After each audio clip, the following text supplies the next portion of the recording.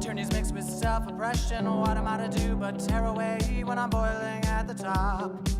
Try to find a way to fight the fires, mount a rap from the minds of liars. Call the shots as you bow your heads, and the march never stops. The stars could be free, but this insanity bends you right by the knee. Running in circles now for something that can't be found, and I bet as you hit the wall, the rain starts to. Good evening, everybody, and welcome to Modern Day Debate. So glad you could make it for our juicy debate. We have an atheist versus creationist discussion happening this evening, and the floor is going to be passed over to Jamie to get us started. So hit the like button, hit the share, and Jamie, the floor is all yours. I don't think we're live yet, are we? Oh, yeah. Okay. We sure are. All right. Let me go ahead and transfer over to my presentation because we're just going to go straight into it. For those that don't know me, my name is Jamie with Studio 215 Official. For the past couple months, I've been on hiatus from making videos because my studio is in my garage and it gets very hot in Texas. But I will be making videos again soon. So if y'all are interested, go check out my channel. It's literally Studio 215 Official. Today, we're going to be doing evolution on trial for the topic of the debate. I have a presentation. I'm going to go ahead and put that in full screen, and I'll just kind of run through that presentation. I probably won't use the full 10 minutes. I want to keep it simple because we're going to try and cover a lot of topics. And then once we're done with this presentation, Daniel Hume can take over, and we'll go from there. All right. So just make sure I got my buttons all good to go. Here, I'll make it nice and big as well. Yeah. So evolution on trial. Now, let's start with just a general summary of evolution. A long time ago in a galaxy far, far away, right? That's essentially what evolution is teaching, but they're trying to make it science. Another way to say this is once upon a time, because once again, none of this is observable, but I will let Daniel be the one to try and argue that it is observable. So the summary of evolution is, once upon a time in a galaxy far, far away, nothing existed, that nothing exploded, and then that explosion created everything we see in the universe. Now, when the Earth was first created in this universe, it was a hot ball of rock. That's a lot of evolutionists say we don't come from rocks, but technically you do, because that's what you say. We started with the ball of rock, then it rained on the rocks for millions of years, and we finally get the Earth, but not with life yet. It was just the Earth with primordial soup. From there, we got the first living organism, and that organism created all the other organisms in the tree of life. So that's essentially the summary of evolution. Is this scientific? If you're going by the scientific method, which is to study, observe, test, demonstrate, all of that, I would say that that is a hard no. As crazy as that sounds, this is the general idea of what evolution teaches. Now let's go ahead and take a deeper look, because I know there was a lot in there, and I feel like if we kind of break it down into sections, it'll be easier for Daniel to kind of approach each one of these parts of the theory. So a lot of the evolutionists, they hate seeing this. I'll turn off my camera for a second. All right. They hate seeing this because they only want evolution to be macro and micro evolution, but you can't have micro without macro. You can't have macro without organic, so on and so forth. So therefore, you have to have all of these things exist in order for evolution to take place. So we are going to go through the 6 stages of evolution, and then you can kind of break it down from there on your part of the opening. The first stage, cosmic evolution. This is going to be time, space, matter's origin, which is also known as the Big Bang. Chemical evolution is how did we get all the elements from the Big Bang. Stellar evolution is the stars and the planets formation. From there, we have organic evolution, which is also known as abiogenesis, the origin of life. Macroevolution is where we see one kind turn to another. And then microevolution is what I would actually call real science, and that is just variations. So cosmic evolution, the origin of time, space, and matter. With this, there's 3 big problems. I mean, there's a lot more than just 3, but the 3 main problems are going to be, where did time, space, and matter come from? Does this violate the laws of thermodynamics? And does it violate physics, right? First, where did time, space, and matter come from? The Big Bang does not explain where time, space, and matter came from. The theory states that all of this material already existed prior to this in a dot smaller than a proton that evolutionists call a singularity. Without time, space, and matter already existing, the Big Bang event would not be able to take place because this explosion, or as they like to say, rapid expansion, is merely a product of these materials collapsing within themselves. Therefore, it is impossible for the Big Bang to create everything in the universe as we know it, and like the materials in this imaginary event, the theory collapses on itself before it even begins. So the next question that we would like to get a good answer to from you, Daniel, is does the Big Bang violate the laws of thermodynamics? For that, we're just going to look at the first and the second. The first law of thermodynamics states that energy cannot be created or destroyed. It can only be changed from one form to another. I've heard people say that that's only within a closed system, and I would argue that the universe is a closed system because it is finite. In order for it to be an open system, it has to be infinite, and physics has proven otherwise. This scientific law means that nothing can't create something. That's the most simple way to narrow it down. And when you look at it this way, evolution teaches the exact opposite of this scientific law, with some textbooks even directly quoting that nothing created everything. The second law of thermodynamics it states that all things trend towards a state of chaos.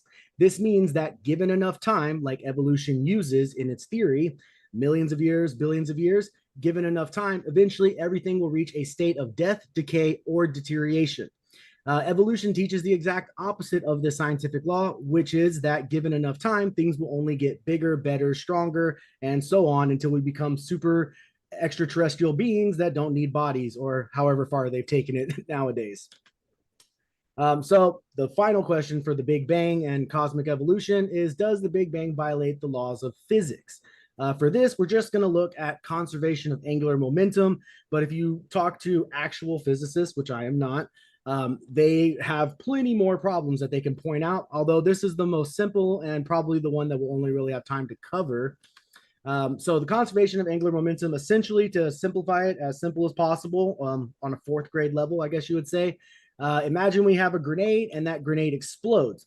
Once that explosion takes place, we expect a specific pattern of the shrapnel's rotation, and that is essentially what the conservation of angular momentum is formulating. The idea is that if there was a massive explosion or rapid expansion that created everything in the universe, then we would expect to see a coordinated pattern of rotation all throughout the universe.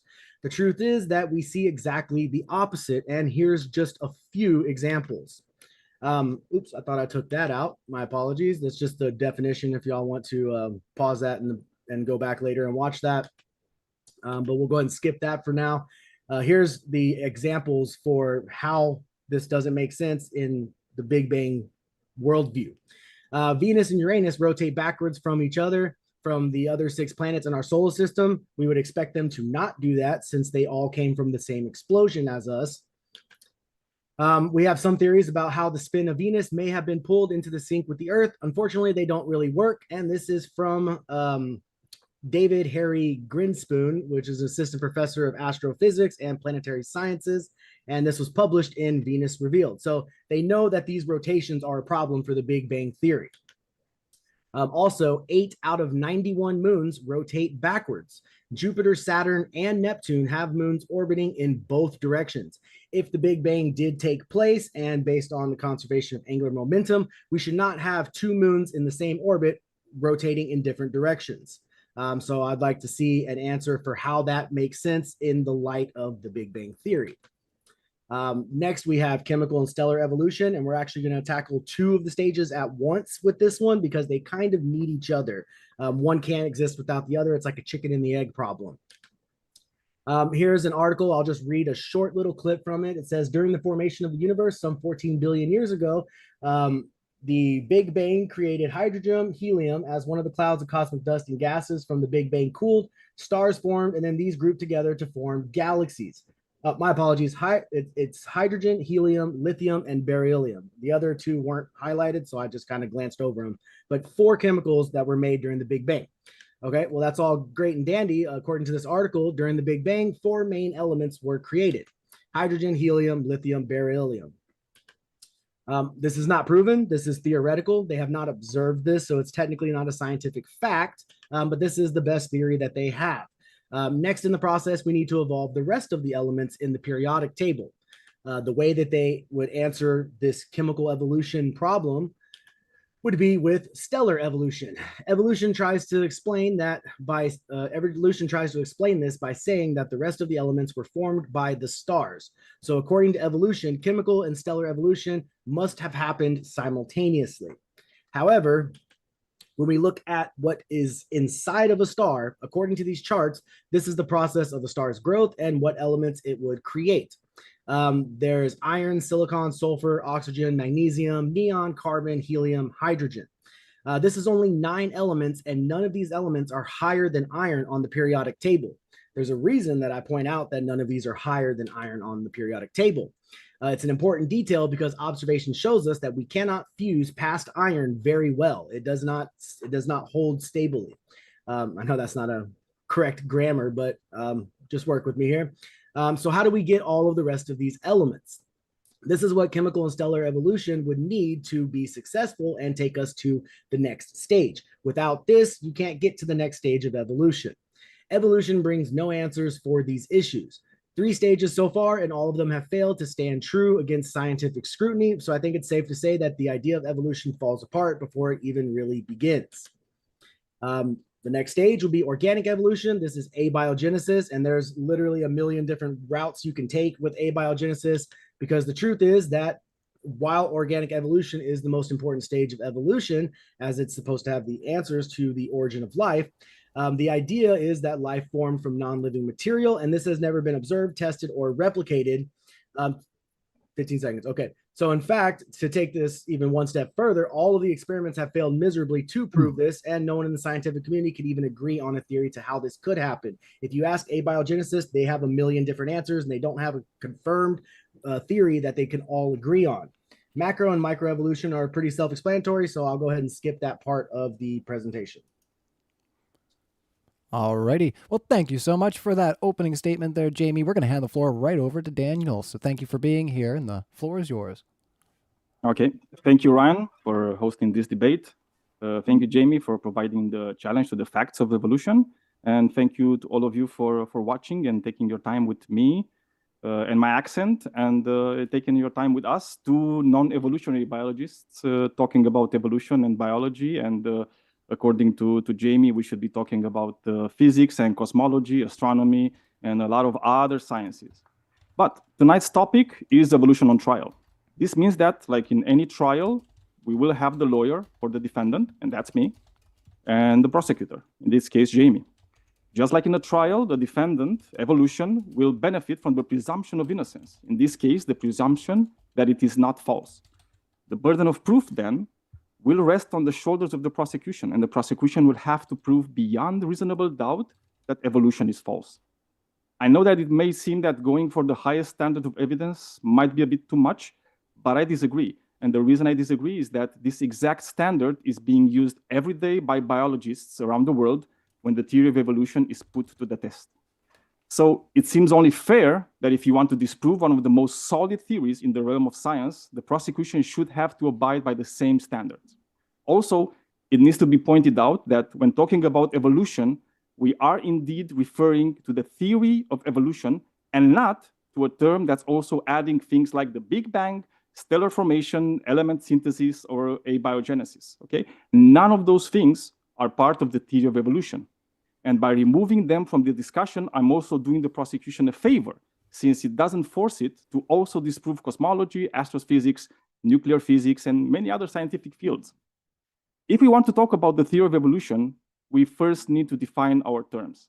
First, let's define what a theory means in the realm of science. A theory is a well-substantiated explanation of an aspect of the natural world. That's it. Secondly, let's define now the theory of evolution.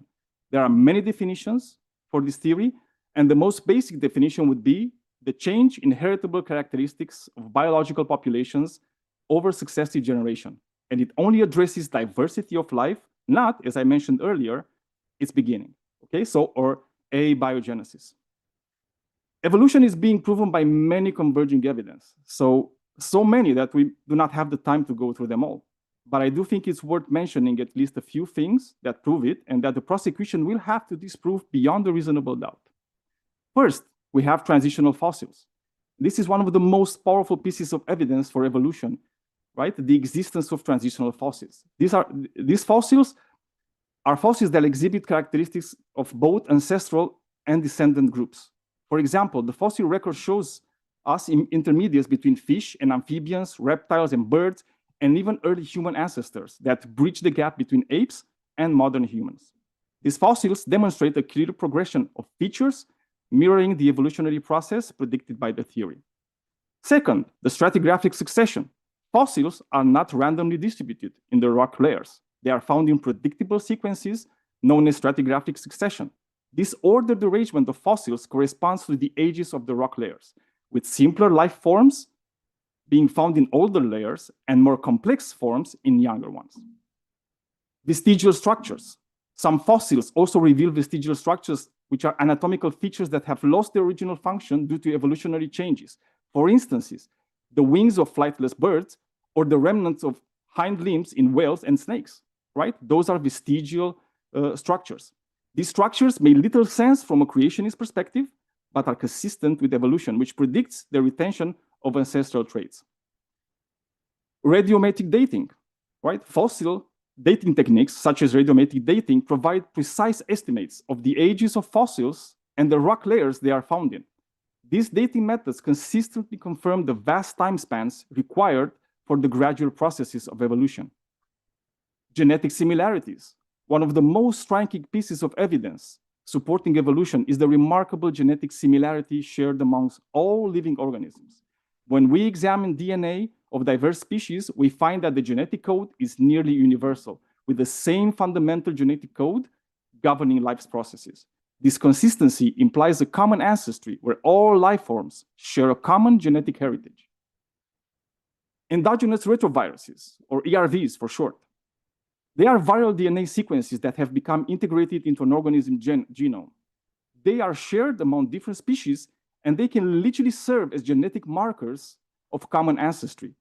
If you want to think about them as ancient cuts that we can still see today, right, in modern species. The presence of identical ERVs in the genomes of various species indicates a shared evolutionary history. Gene duplication. Gene duplication events can result in the creation of new genes with slightly altered functions. Over time, these duplicated genes can evolve into entirely new functions or provide the raw material for evolutionary innovation. The study of gene duplication and divergence supports the concept of genetic evolution. Like all these and more provide a robust defense of the theory of evolution, and the prosecution needs to disprove this. All these show a tapestry connecting all life forms on Earth and offer compelling support for the idea that all organisms share a common ancestry and have evolved over millions of years. And that's it for me. Thank you very much. All right. Well, thank you so much for that, Daniel. And just a quick reminder to everybody before we go into our open discussion, in case you haven't heard, as our Lord and Savior James of Modern Day Debate would say, have you been living under a rock? Have you had your hands over your ears, staring off into the sky at Mars, not paying attention to the facts that we have a live debate coming up? And it's going to be DebateCon 4. It's going to be amazing. I'm going to be there. A whole bunch of other great speakers, Destiny, Matt Dillahunty, Not So Erudite. I could go on and on about some of the faces I'm looking at here as I go down the list. But I just want to let you know that we do have our tickets linked in the description. It's going to be in Dallas, Texas. So it's going to be November 4th and November 5th. So you can grab the tickets there now. And if you can't make it for the event, you can actually check out the crowdfunding event, which has amazing perks, such as a signed picture of your favorite speaker, or you can also get a one-on-one with James and ask him why he lets me talk so much on the show, because you know you hate it. Awesome. Let's move into the open discussion, everybody, and we'll kick it back over to Jamie to respond to what he just heard there. Oh, you're on mute. Yeah. Is this a back and forth part? This is going to be the open discussion. Okay. All right. So I'm writing down the list on a notepad right now, but I already have it in my text, so I guess I'll just read from the phone. So here's a couple of things. I guess if you're okay with it, Daniel, we'll just kind of go one by one. We have transitional fossils, geologic column, vestigial structures, radiometric dating, genetic similarities, and ERVs. Those seem to be the main points that you brought up. Does that sound about accurate? Yeah. Gene duplication too. Just gene a few duplication. Okay. All right. So But I guess let's go ahead. First of all, before we go into this, I want us to kind of agree to the fact that when we're talking about evolution, we're not talking about Big Bang. We're not talking about abiogenesis or like stellar formation or anything of that matter, because that's literally not evolution. You just want to ignore the beginning of it all. I'm talking about the topic of the debate. Right. The topic I'm not of the ignoring is evolution. But yeah, and that's evolution. For the sake of the debate, that's evolution. Evolution is the theory of evolution, and just focus on Big Bang. The last two stages. You see, even Big Bang, like literally, doesn't say evolution in the name. Okay. It does. It's called Cosmic Evolution. There's a book written by a Harvard professor. Harvard professor. Okay. So yes, it is Cosmic Evolution. There is a chart for it. That's you. I tend to disagree. At Harvard University. So if you don't like Big Bang being a part of evolution, go talk to Harvard. But we can just focus on macro and microevolution since that already has 1,000 problems of its own. So first, let's go with transitional fossils.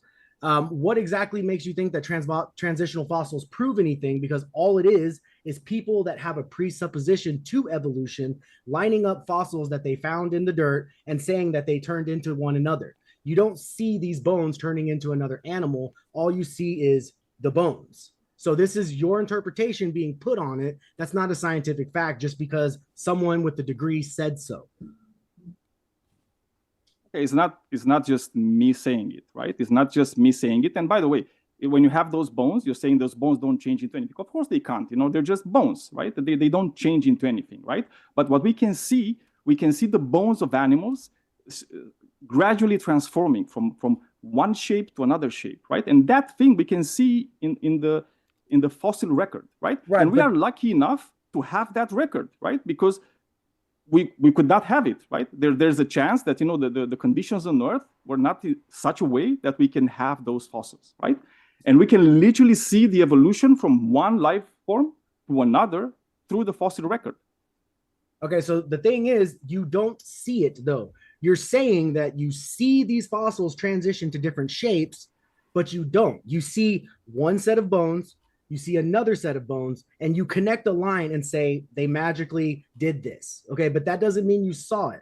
To take it even one step further, why don't we observe it in the real world? You're saying that these animals in the past transitioned to completely new animals, but we do not see that in the real world today. So you see, you're adding your interpretation that is not observable to something that you never saw actually happen. Well, we cannot time travel. I think we can all agree on that. We cannot time travel. We cannot go back in time. But we can observe things. We can observe the fossils. We can observe the bone structures. Just like in you, for example, at one point, you were a newborn, right? Nobody observed every little small incremental way in which you grew up to be you that's talking with me right now. It doesn't mean you didn't grow up, right? It doesn't mean we cannot infer from seeing a baby. Yeah, but we cannot. It doesn't mean we cannot infer from seeing a baby, right? That if that baby reaches adulthood, is going to have certain characteristics. We can know that, okay? And that's something that's knowable, and that's exactly what evolution is. No, but that's exactly the same thing. It's not, because you're taking one set of bones that are buried in the ground, and then you're taking another set of bones that are buried in the ground and saying these evolved from each other. That doesn't prove it because you line them up. It does prove, because that's the inference that we get. That's the scientific method. See, we are looking at things, and look, I'm going to give you another analogy, right? I'm Romanian, and this is the reason for my shitty accent. Okay, Romanian is a Romance language, which means it derives from Latin. Okay, when the Romans came and conquered, my country, right? There was no Romanian. There was nobody speaking Romanian, right? They were speaking Latin and they were speaking Dacian, right? And at some point, Romanian just appeared, right? But it didn't appear out of nowhere. It appeared from small incremental changes in the language, just like small incremental changes in the DNA of living things produce changes over time. And it's the same thing, right? So as long as we can understand how a language changes through time without having to time travel and go back and see exactly how people were changed in the language letter by letter and word by word, we can infer that evolution happened in the same kind of process, right? It just takes a lot longer than language formation. That's the only thing. So I know that, like creationists like to talk about microevolution, and most of you agree with that. Oh, that's true. Yes, evolution is microevolution, evolution is macroevolution. They're the same thing. Well, see, here's the thing. It's microevolution with observation time. proves that there are limitations. Okay, observations prove there are limitations. So what you're saying is that because I can see someone take Latin and add on to it until it becomes Romanian, therefore cows and whales evolved from each other. Okay, that's not evidence for evolution. But we didn't see anybody doing that to Latin. And you're saying there's limitations? What are the limitations? You can trace it through the human history. It's documented in human history. It's not observed by us, but it was observed by generations before us. However, generations before us never observed a whale coming from a cow or a cow vice versa. That's what I'm saying. You don't have any observations nobody of in this world changing to something else. Nobody in this world ever saw the transformation from Latin to Romanian. Nobody. Like nobody saw the Latin mother giving birth to like a Romanian child. Understand? It didn't happen because it happened gradually. And I use Romanian because I could use other languages. It was still observed. No, it wasn't observed. That's what I'm saying. The language were observed and documented in history by people that were in that. That's why I'm using Romanian, because Romanian is extremely poorly documented, right? I could use like French, for example, or Spanish, which I a lot better documented. But Romanian is not really documented, almost at all, right? But we know that happened because we know how the process goes. Right? We know how the process goes. And not only that, but we literally did it ourselves, right? We took the wolf and we transformed it into a chihuahua. And that's with human intervention. To you, but it doesn't matter do that by itself. Intervention or not. It doesn't matter. It's the fact that we introduced a certain bind, right? Like the pressure to evolve in a certain way came from us, right? Just like in nature, the pressure to evolve a certain way came from nature. Okay, right? So that example right there, we took a dog and turned it into more dogs, that means that evolution would require intelligent design, the intelligent input of a human to take an animal and selectively breed it. That is using intelligence, just like you would use theistic evolution with God being the intelligent person behind it. You don't want to say yes, but that's exactly what you just said. Okay, no, you're just making assertions. No, it's not at all. Okay. No, it's an assertion. You literally said it's only humans can do that. Okay, but can we get a moderator to like allow time frames or something here? Because like, yeah.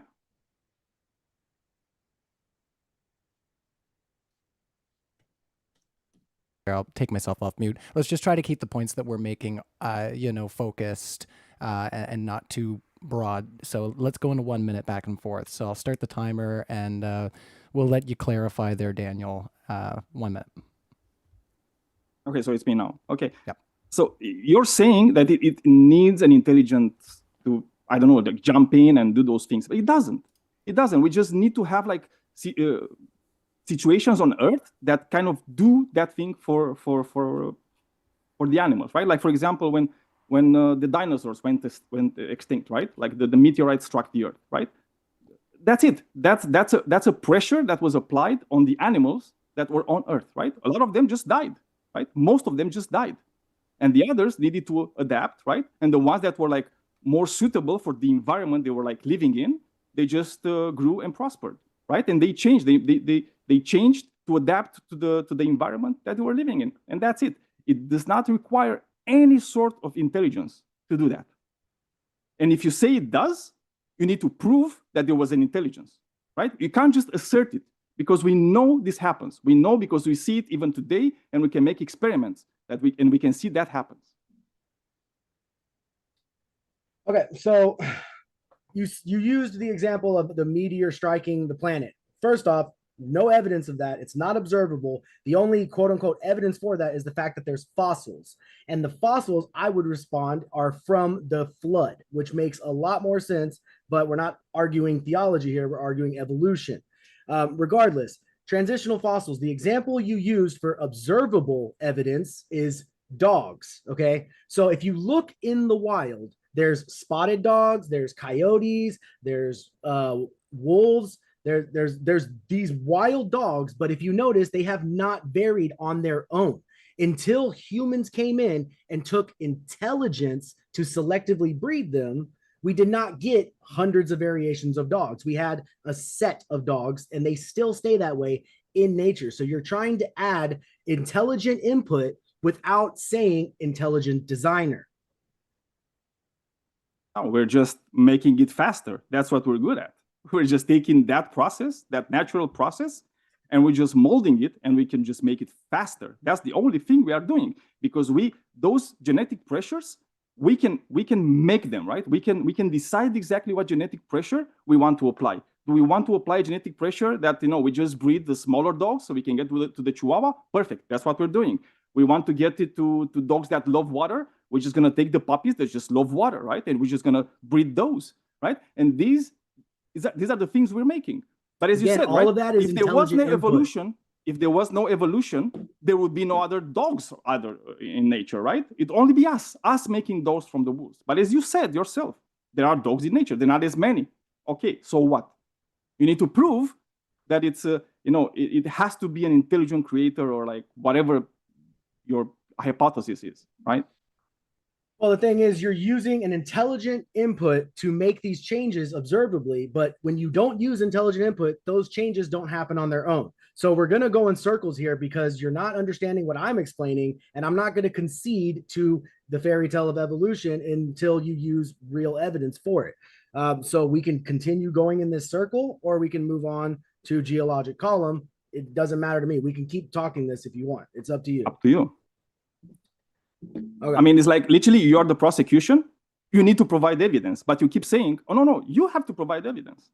Well, Yeah, you haven't provided any kind of evidence. All you said thus far, you're just assertions. That's it. Okay. The like evidence zero is evidence. The evidence is that coyotes, wolves, spotted dogs, they have been documented in history for thousands of years and have not varied at all in those thousands of years that they were documented. The only time they varied was when a human put intelligent input into that and selectively breeded them. Naturally, out in the world, without any intelligent input, they stay the exact same. So therefore, you have no basis for evolution happening without intelligent input. You see, that's the thing. It's like you keep saying, we don't see. No, you don't see because you don't want to see. That's a different. Show me. That's a different thing. It's like you don't see because you're looking at all the fossils, and there's a lot of them, right? And you're looking at them, and you say, "Oh, but nobody saw that. Nobody saw that. Nobody was there." Doesn't matter. If I see somebody punch, if I see somebody with a black eye, I can assume something happened, right? Something hit the eye in order to become black. And it's the same thing with science at the end of the day, right? We're just looking at the evidence. We're looking at what we see right now. We're looking at how the world works. We're looking at the laws of physics, and we can infer things from them. And we're doing the same thing when it comes to evolution. Right? From Carl Linnaeus to Darwin to today, we are doing the same thing. We are just employing the scientific method in order to get to certain, let's say, truths, right? But it's not really that. All right, so we're just going to be going around in circles on this one because I don't think you're understanding the point that I'm making here. So let's just go ahead and move on to the transitional fossils. I'm sorry, we're on transitional fossils now. Let's move on to geologic column, I guess. The geologic column, once again, I know you've probably heard this a million times. It does not exist in the real world. It's a theoretical column on a piece of paper in a textbook. They say that there's like one place in the entire planet where this geologic column does happen. Okay, but there's many problems with that. The first problem is, where are all these new layers coming from? The evolution would say these new layers are coming from the eruptions of volcanoes under the earth. Well, guess what? That material already existed under the earth. So it's not a new layer. It's the same layers being shuffled around, shuffled from the bottom to the top. Like Ken Hovind says, I'm sure everyone on this channel loves Ken Hovind, sarcasm. But if you have a deck of cards and you take the bottom card and put it on top, that's not a new card being added to the deck. That's just the same card being shuffled to the top. So go ahead and respond to that, I guess. It's funny you're making fun of Kent Hovind when you're using all his arguments. I'm not making fun of Kent Hovind. I respect him. The thing, I bet you do. The thing is like I never once used the term geologic column. What I said was stratigraphic succession, because we see, if we dig down, if we dig down, we can see layers. We can literally see them, because you keep saying we don't see that. No, we do. We literally see them, right? You can go to Dover, for example, and you can see exactly how the stratigraphic succession happens, right? You can dig down in the earth, which is exactly what we're doing, and we can literally see it, right?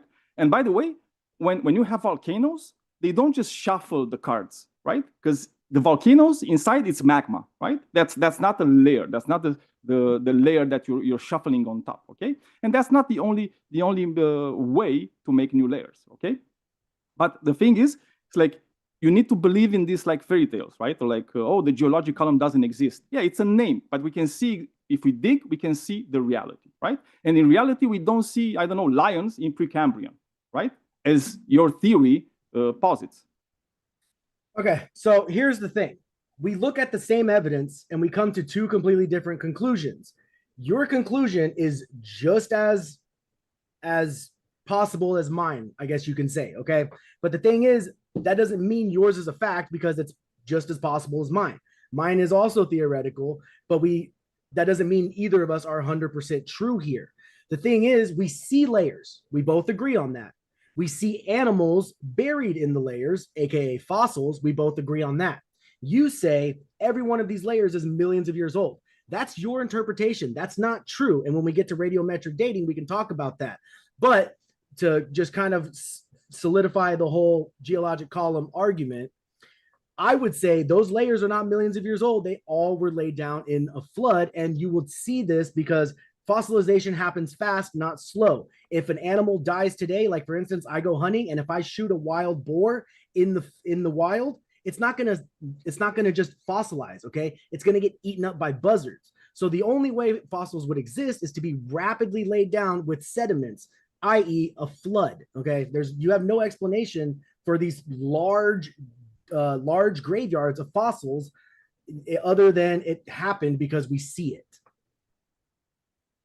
I mean, you're saying is like we both see the same things and getting to two different conclusions, which is true. But then you said it's like we both our conclusions could be true. No, your conclusion is bonkers, and it's not supported by any kind of scientific endeavor in this world. Not true. Mine is, right? Appeal to authority. I'm telling you, like the entire field of biology, the entire field of paleontology and physics and what have you, right? They all agree with me. They all agree with the conclusion that the theory of evolution is true, not with you, right?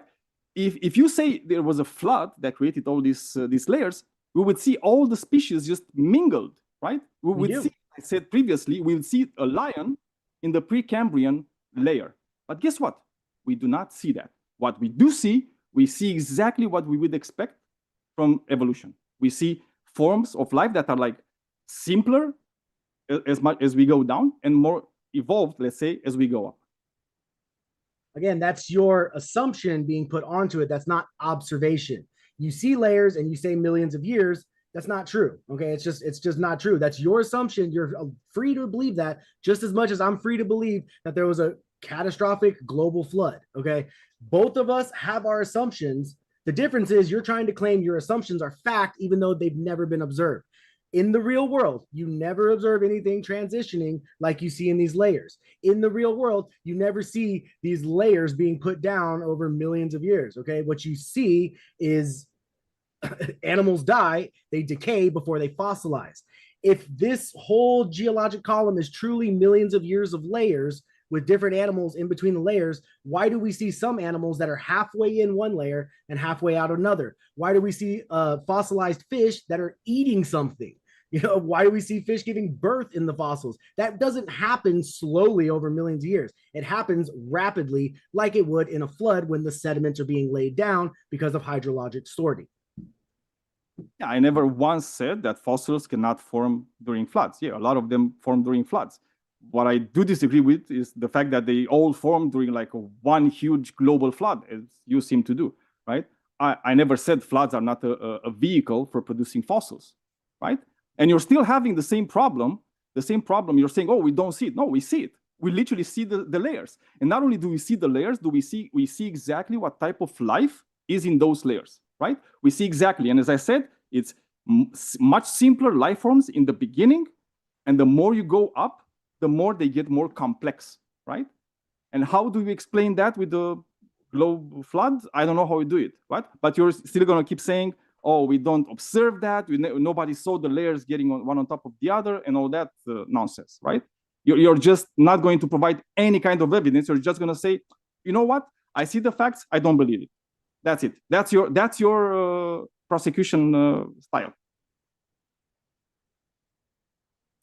Okay, so again, evolution's the one on trial here, so you have to present the facts. I have not seen any evidence of any of this except for assumptions. You say, we see this, and this is my assumption, but my assumption's right because I don't believe your assumption. That's all you're doing here, okay? Where's the evidence of these transitions? Where do you see this transition in real life? How do you explain the transition of reproductive systems that are extremely complex? How do you explain the transition of ocean eyes to on Earth eyes? Because they're completely backwards. You can't explain those because in the process of that happening, they would have destroyed the creature. Just like with respiratory systems. How do you explain gills turning into lungs without the animal dying in the process and wiping out the entire species? There's so many obstacles you have to get over, but instead what you're saying is, I need evidence that it didn't happen. No, you need to show the evidence that it did happen. Evolution's on trial. Yeah, evolution is on trial. And as I said in the beginning, you're the prosecutor. You need to provide evidence that evolution is false. So far, the only evidence you actually provided was, I don't believe that, right? Or, oh, no. Actually, it's the defendant that needs to provide the evidence that is not guilty, right? That's all you did. And you're saying, oh, gills to lungs? I guess you never heard about amphibians, right? Or you're just subscribing to the same idiotic thing that like Kent Hovind does, where it's like, oh, if it does that, it just dies, right? Whereas the first dog, were there two dogs? No, that's not science. No, that's just religion. That's just nonsense at the end. No, that's valid questions. So, valid questions that you can't answer. No, we can't answer. That's the thing. And it's like to creationists, we kept answering those questions over and over and over and over again. And you can't understand that, you know, keep answering over and over and over and over, but you didn't answer anything. Yeah, I mean, you keep interrupting me now when I'm talking, but it's fine. Right? We keep telling you and demonstrating to you how things grow from one thing to another. Okay, I'm only going to use like 10 seconds here because here's a question. I want to see the step-by-step process of a water-breathing gilled animal turning into a lung-breathing land animal. Give me the step-by-step process. I'm asking for the answer. Give me the answer. Okay, have you ever heard about frogs? I understand frogs very well. They are designed exactly the way they are. Their initial stage just breathes in the water, has gills, right? And those gills transform into lungs later on in life, and they can breathe through their skin, right, and everything. But they have lungs. You know, they're not as complex as ours. They're still lungs, right? So literally, you have species on this earth right now where you can go and you can see their development stages, and you can see how they're transforming from gills to lungs, right? You can literally see it. So how do you explain this that? This animal was designed this way. That's the design of a frog. You just asked me. You just asked me. Give me an example. I gave you an example, and you're saying, "Oh no, but it was You're giving me an animal that was designed a specific way." I want to see an animal that did not already have this built into its DNA code do that. So, for example, the coelacanth, right? They thought the coelacanth was extinct for millions of years. But guess what? The coelacanth is still in the ocean today, and it doesn't have lungs. It doesn't have legs. Why does it not evolve? It's been there for millions of years.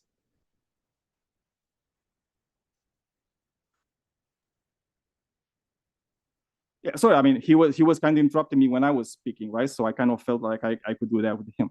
But yeah, it's like this other question where it's like, you know, if the coelacanth still exists, why doesn't it evolve? Because it doesn't need to.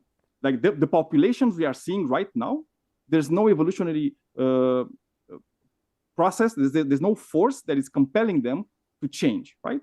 The alligator is the same thing, right? The alligators didn't change for a long time. The horseshoe crab, right, is been around for like in sort of the same way it is now for like what, 500 million years, right? Yeah, some species in certain areas, they don't need to change because there's no evolutionary pressure. That's how it happens, right? But Okay, you're gonna say this is how it was designed and whatnot. So you're not gonna give in any evidence for your prosecution, basically. 1 minute there. Yeah. So you said the alligator, for example, has been the same for millions of years. That's not true, because when you look at the fossil record, the alligators were massively larger. Okay, they got smaller. Okay, they deteriorated. They became less strong, less adaptable, or whatever you want to call it. The opposite of evolution. They show de-evolution. Just like you tried to use earlier, vestigial structures. Okay, that's loss of information. That's something losing something getting weaker. Okay, that's not adding anything. You don't have any examples of something being added.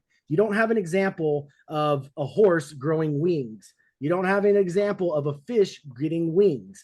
You don't have these examples. Okay.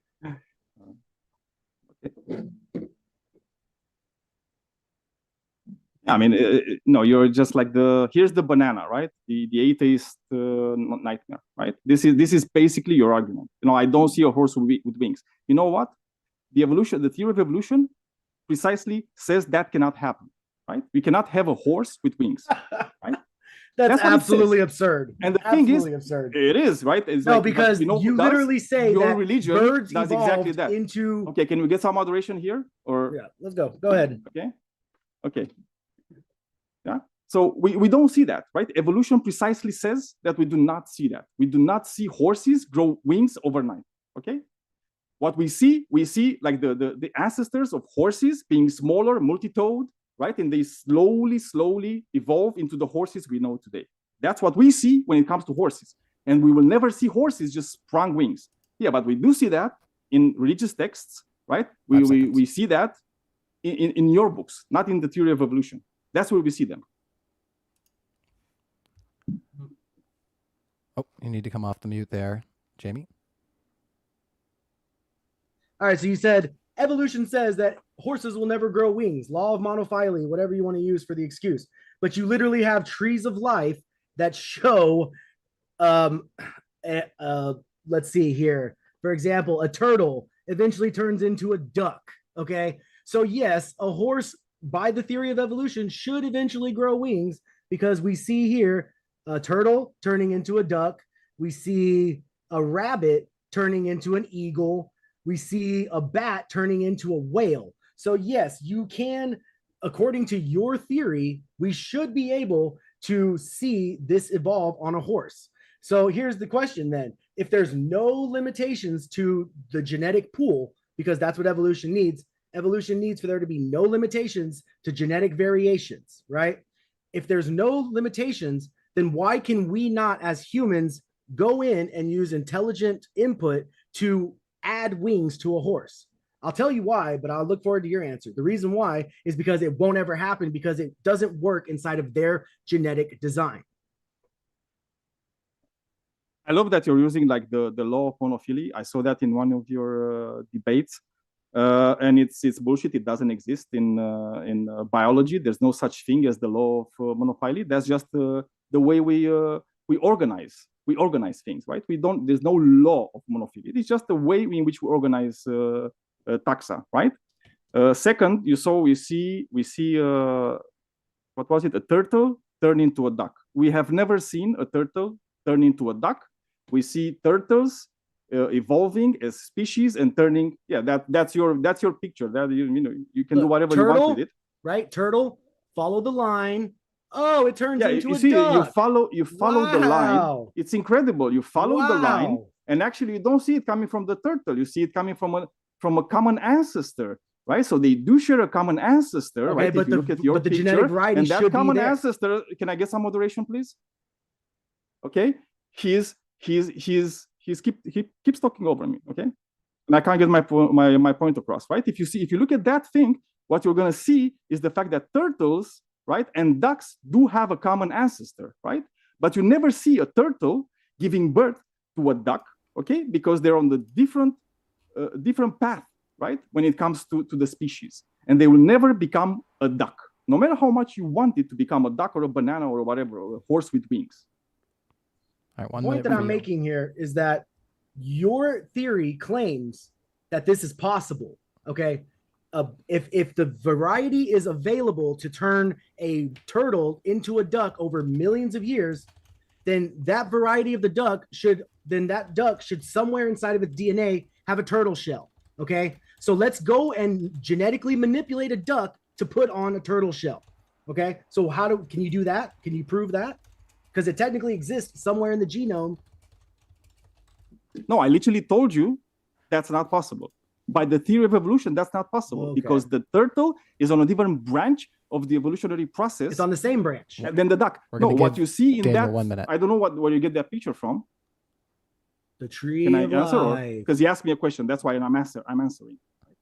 So it's like what you see in that, right? Which is just like a representation somebody thought about, right? And it's not super accurate to no degree, right? What we do know that the ducks and dinosaurs and alligators, they share common ancestry, right? At some point in the evolutionary process, they share a common ancestor. And that common ancestor, groups from those common ancestors, they diverged into, some of them, they went towards the ducks, some of them towards the alligators and dinosaurs and turtles and whatnot. Oh my. Okay. Somebody did that right into the mic. That's all right. I did not expect that. That was a response. I don't know if that was a response. My apologies. I thought I was still muted. Oh, that's okay. Okay. So I love the fact that it happened to me, no problem. I love the fact that you just said, Daniel, you just said this chart, this tree of life chart is wildly inaccurate because this came directly from the Holt biology textbook. So why don't you and me coordinate together to get this chart out of the Holt biology textbook? No, that's what I said is that it doesn't represent everything, right? So that's a very simplistic way. Okay, that's a very simplistic way of seeing the tree of life. If you want to see the actual tree of life, there's a lot of things online where you can go and can see the actual tree of life as far as we know it, right? From the taxonomic classifications that we give, species that we find, right? And you can see it's a lot bigger, right? There's a lot of species that we discovered through the fossil record, and I know you don't believe in the fossil record, whatnot, but we know, and we have the tree of life as far as we know it, with the species that we know. And those are not the whole species, right? Because like 99% of them just went extinct. Go ahead, just take that off 1 second. Okay, so I feel like once we start getting into this, like circles, you saying the same thing, I'm saying the same thing, that's when we should probably switch over to the next topic because we're not getting anywhere. You're just basically brushing off the obvious problems that you have. But I'll go ahead and reiterate this one more time. The whole biology chart for the tree of life shows that the turtle over millions of years became a duck. Yeah, maybe it came from a turtle to a land amphibian that had no shell, and then that land amphibian turned into something else, and so on and so forth until it got to a duck. But the point is, according to evolution, the genetic pool has the variety wide enough to do this. So therefore, we should be able to go in and reverse engineer that to prove that we can take a duck and reverse it back into a turtle over millions of alterations. Okay. But you will never be able to do that because it's not possible, because you know for a fact that there are limitations to the gene pool. There are limitations going forward and there are limitations going backwards. It doesn't change. Okay. There are limitations to the gene pool. And that's why a Great Dane and a Chihuahua have excruciating health problems as opposed to the mutt that is directly in the middle of the genetic pool. Well, even according to your graph there, you could literally see that the turtle was at the end of a branch and the duck was at the end of another branch, right? They literally cannot come one from the other, okay? What it says there, and if you're looking, you're going to see that, right? They have a common ancestor, right? All of them from that branch, you see, they have a common ancestor, and that's what it shows. That tree of life you have there, that's what it shows, right? A common ancestry for those species of animals that we observe in the world today. Okay, that's all it shows. Nothing else. Right, but So the whole point is that the fact that we genetic cannot get variations exist. So look, reverse engineer. I'm and make talking it now. happen Can I again. get some moderation, please? No. I was kind of catching my thoughts, right? Because I forgot what he was. He said something else after that too. That's right? all right. Another yeah, we 15 are not seconds. magicians. We are not magicians to be able to do anything we want. Okay, we do not do magic. The only people that do magic and believe in magic are you and your religious type, right? We do not believe in magic. We cannot get a duck and turn it into the ancestor. The common ancestor of ducks and dinosaurs. 1 minute for you there, Jamie.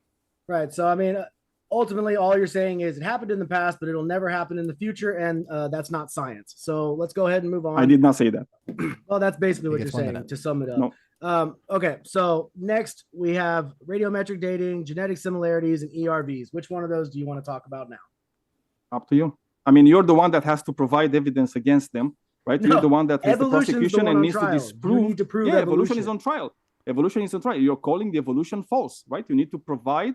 The burden of proof is on you. So far, you have provided zero evidence for your side. Or you said, I don't believe it. Therefore, it's not true. I win.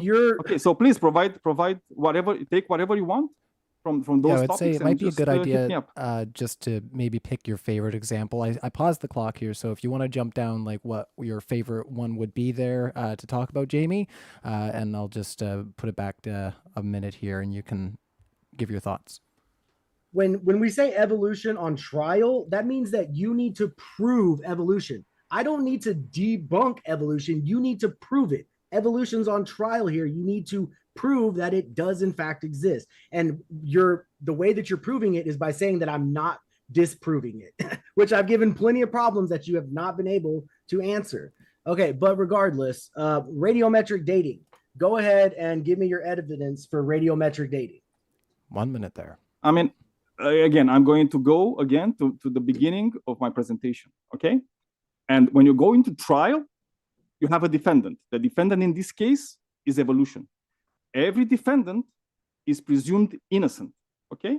Until the prosecution provides evidence against them. In this case, you are the prosecution. It's not me that's the prosecution. What I have with me is the entirety field of the biology science, okay? The science of biology, the science of physics, of you name it, right? They all agree with me. Almost all the scientists, right, except those that are working for the Discovery Institute and whatnot, and they have to give statements of faith, right? They all agree with me, okay? That's what I'm saying. They all agree with me. They do not agree with you. Okay, so that's you're why it's using like if you say the evolution is false, and bandwagon fallacy. I'm not appealing to any authority. I'm not appealing to any authority. What I'm saying is that you need to provide the evidence that evolution is false, and you have not provided one single bit of evidence that evolution is false. All you said is, I don't believe it. Therefore, it didn't happen. Okay, so the thing is, you're trying to pretend that this is a criminal court case. This is not a criminal court case. This is a scientific court case, hypothetically, okay? So therefore, I'm saying evolution doesn't have evidence. Your job is to now provide evidence for evolution. But what you're saying is, no, I don't have to provide evidence for evolution. You have to provide evidence that it doesn't exist, okay? That's not how this works. You need to prove evolution. I've given you questions, and I'm asking you to prove it with facts, and you're not doing that. Instead, you're trying to shift the burden to me. But regardless, let's go ahead and move on to radiometric dating, because we're running in circles again, and I'm sure it gets pretty boring for people watching to hear us going in circles. So radiometric dating. Explain to me how they can test a specimen at one facility, get, let's say, 5 million years, take that exact same specimen to another facility with no knowledge of the previous facility's testing, and they get 500 million years. That's a very large difference. And you're saying that this is an accurate method of dating. Okay, so since you said, I'm going to remind everybody what I said in the beginning. Neither of us is a scientist, neither of us is an evolutionary biologist, right? But I am going to cite one. I'm going to cite one in a very famous case. It was called Kitzmiller versus Dover, okay? where they debated this exact topic in a court of law. And guess what? In a court of law, the creationists could not lie, right? So Michael Behe, by his words, he said, there are no peer-reviewed articles by anyone advocating for intelligent design supported by pertinent experiments or calculations which provide detailed, rigorous accounts of how intelligent design of any biological system occurred, okay? So that's what happens when creationists are put under oath and they cannot lie, right? The only thing they can do then is actually say, we're kind of full of bullshit, right? We're kind of just lying. As for the radiometric dating you're citing, I don't know the case, but I know a lot of people try to do experiments. They put samples. Yeah, we're gonna talk about it later. I didn't have the time to answer.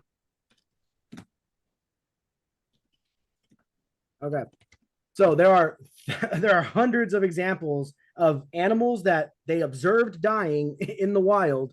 They go and test it, and it comes out to millions of years difference. Okay, it says, oh, this raccoon lived 5.2 million years ago, but it literally died a week ago. So yes, there are errors in radiometric dating. I asked you to explain how that is possible if this is an accurate dating method, and all you did was divert to a different point. I told you I didn't have the time. How this is accurate when this has been happening, this has been observed dozens of times. I will answer. Do you want me to answer? Well, if you needed a little bit more time to expound, if it's all right by you, Jamie, we'll put 2 minutes on the clock there for Daniel to go through his thoughts. I didn't have the time because I was talking about Michael Behe, because he also made a point before asking me about the radiometric, the question about that. I hear no objection, so 2 minutes.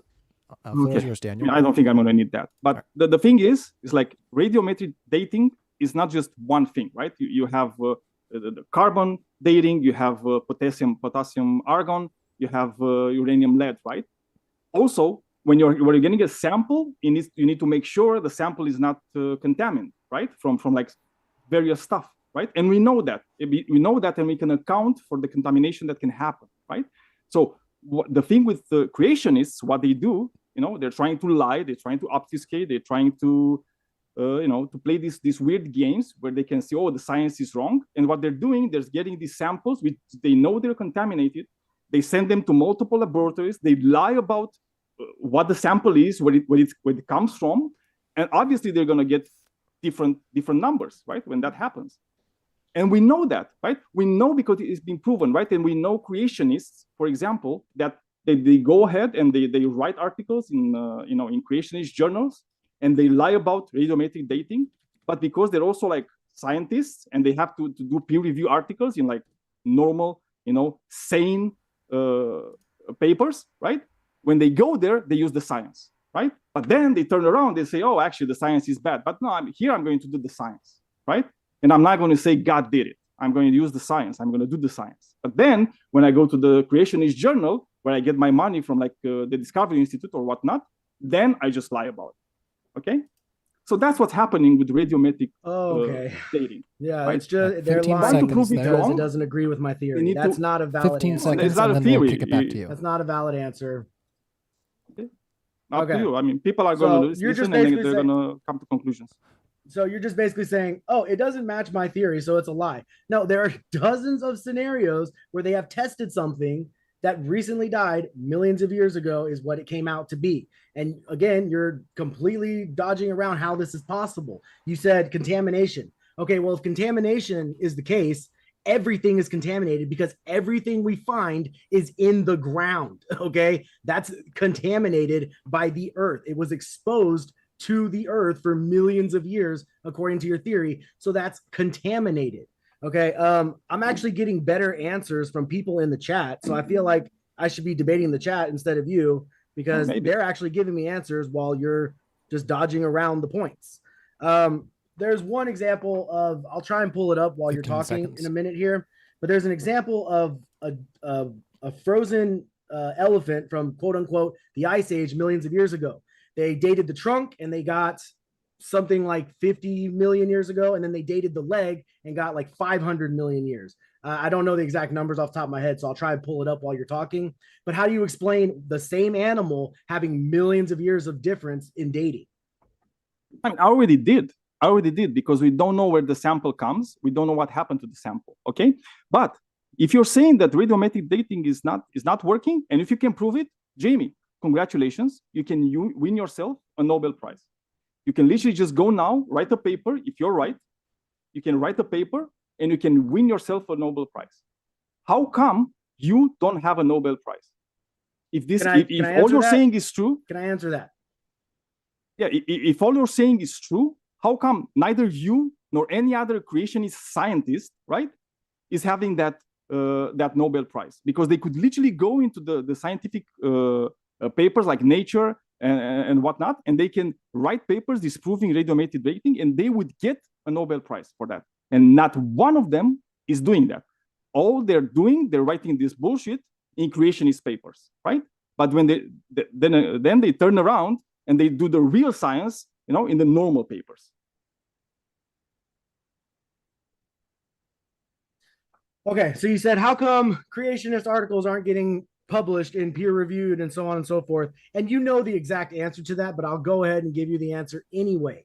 The entire board of these peer-reviewed overseers are all evolutionary thinkers. So therefore, when you try to present something that is not evolution approved, they reject it. This is essentially scientific communism, okay? They are suppressing any data that goes against their theory because it's an agenda, it's propaganda, it's not science, okay? So I'm tired of hearing that excuse because you know exactly what it is. If I were to write a paper, in fact, Donnie and the laboratory that he's working with right now, they've written dozens of papers on how ERVs don't prove evolution, and in fact, they prove creation, but they're not getting published because the people that are overseeing the peer-reviewed process for what you would consider approved, they reject it because it doesn't agree with evolution.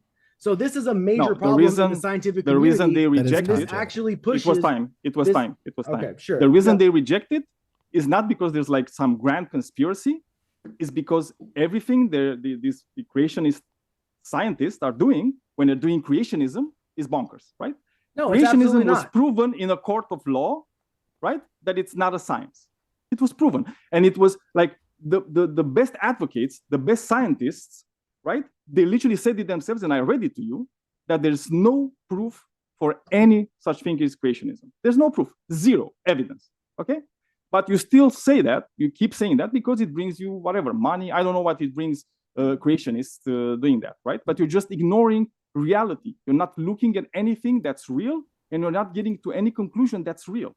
You're just looking at those things through like religion glasses, and you think that's reality. And it's not. Unfortunately, for you, it's not. And you're living in a dream world.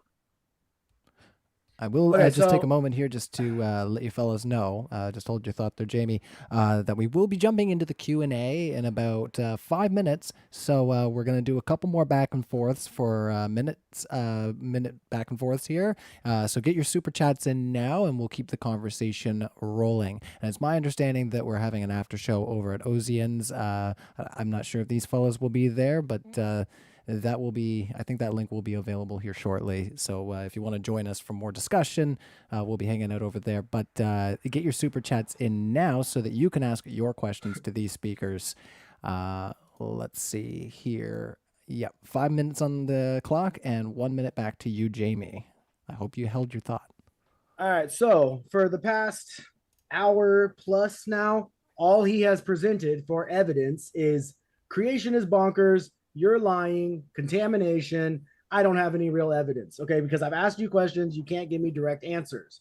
All right, you either just deviate from the topic completely, or you attack creation and say it's bonkers. But the thing is, there are plenty of peer-reviewed papers in creationist circles because we had to make our own circles because you suppress everything that we try to publish. Yes, there is a grand conspiracy, whether or not you want to agree with it. And that's why a lot of us are actually calling for a restructure of the way that this whole peer review process is done. But it's probably not going to ever happen. Sorry, 10 seconds. Go ahead. Nobody has observed this conspiracy that you're talking about. There's no observation of this conspiracy. And I'm going to repeat the words of Michael Behe, creationist and scientist, okay, biologist. There are no peer-reviewed articles by anyone advocating for intelligent design supported by pertinent experiments or calculations which provide detailed, rigorous accounts of how intelligent design of any biological system occurred, okay?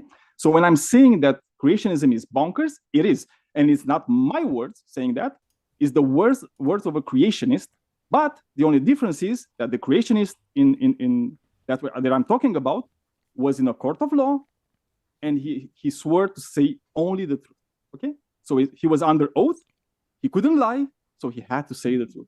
That's the only place where creationists can tell the truth. Otherwise, you're just going to lie, and you're just going to say it's conspiracy and whatnot. 1 minute. Again, you're saying there's no peer-reviewed papers, and I explained why there's no peer-reviewed papers, because the people that peer-review them will not approve them without it approving evolution. If it doesn't adhere to the evolution theory, it will not get published because it's a religious idea that has hijacked the scientific process and in fact is hindering the entire process.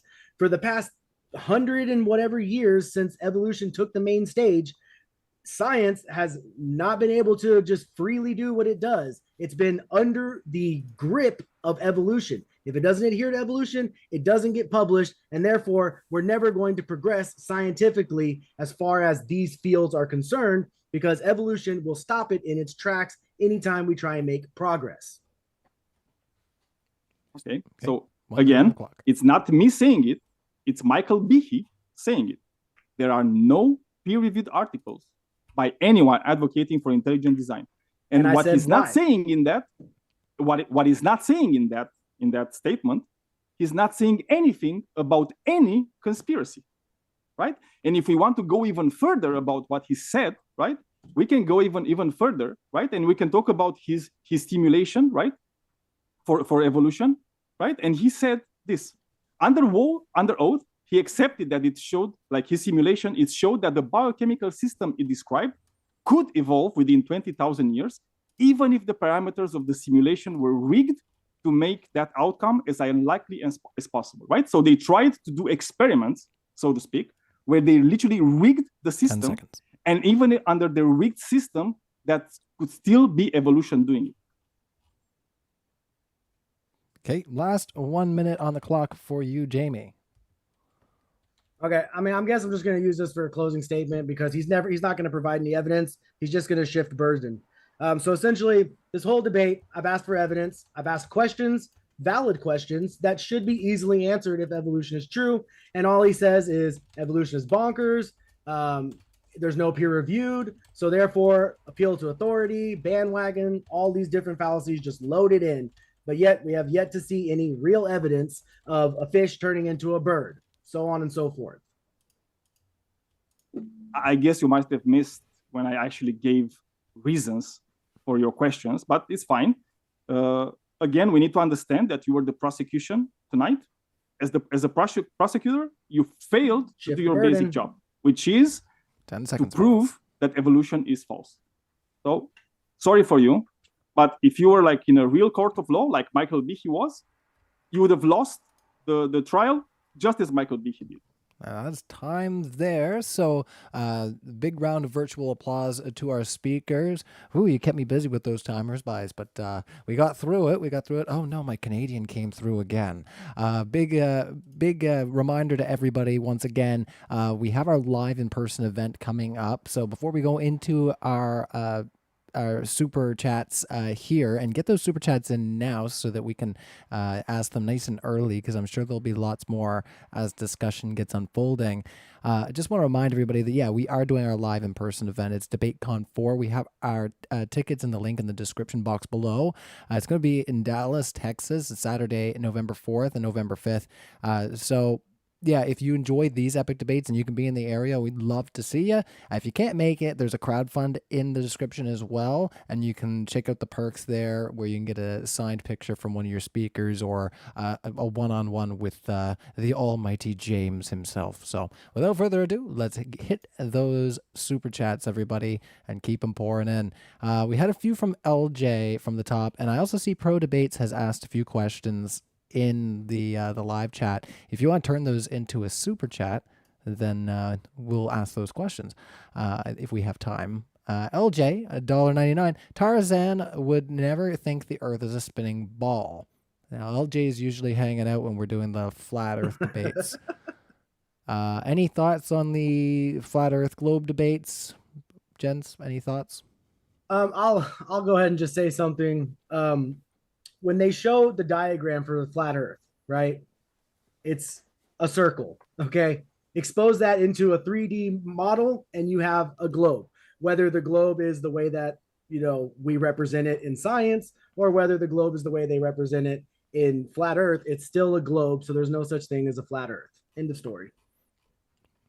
All right. Did you have 30 seconds on that? Just because LJ asked 2 questions for flat Earth. The other one was spinning a space ball with curved sea water. So sad. Yeah, I mean, I don't know. Flat Earth is a bit. It's just as bonkers as creationism. In my book, there's just as much a lack of evidence for it as there is for creationism. So, no, we need to live in reality. That would be the best for everybody. Well, this next one's for you, Daniel. So any thoughts there, Jamie, before we move to the next one? No, that's it. All right. Next question from LJ. Thanks for the super chats, LJ. Daniel, how do you know asteroids hit dinosaurs? Well, they didn't hit dinosaurs. They hit the Earth.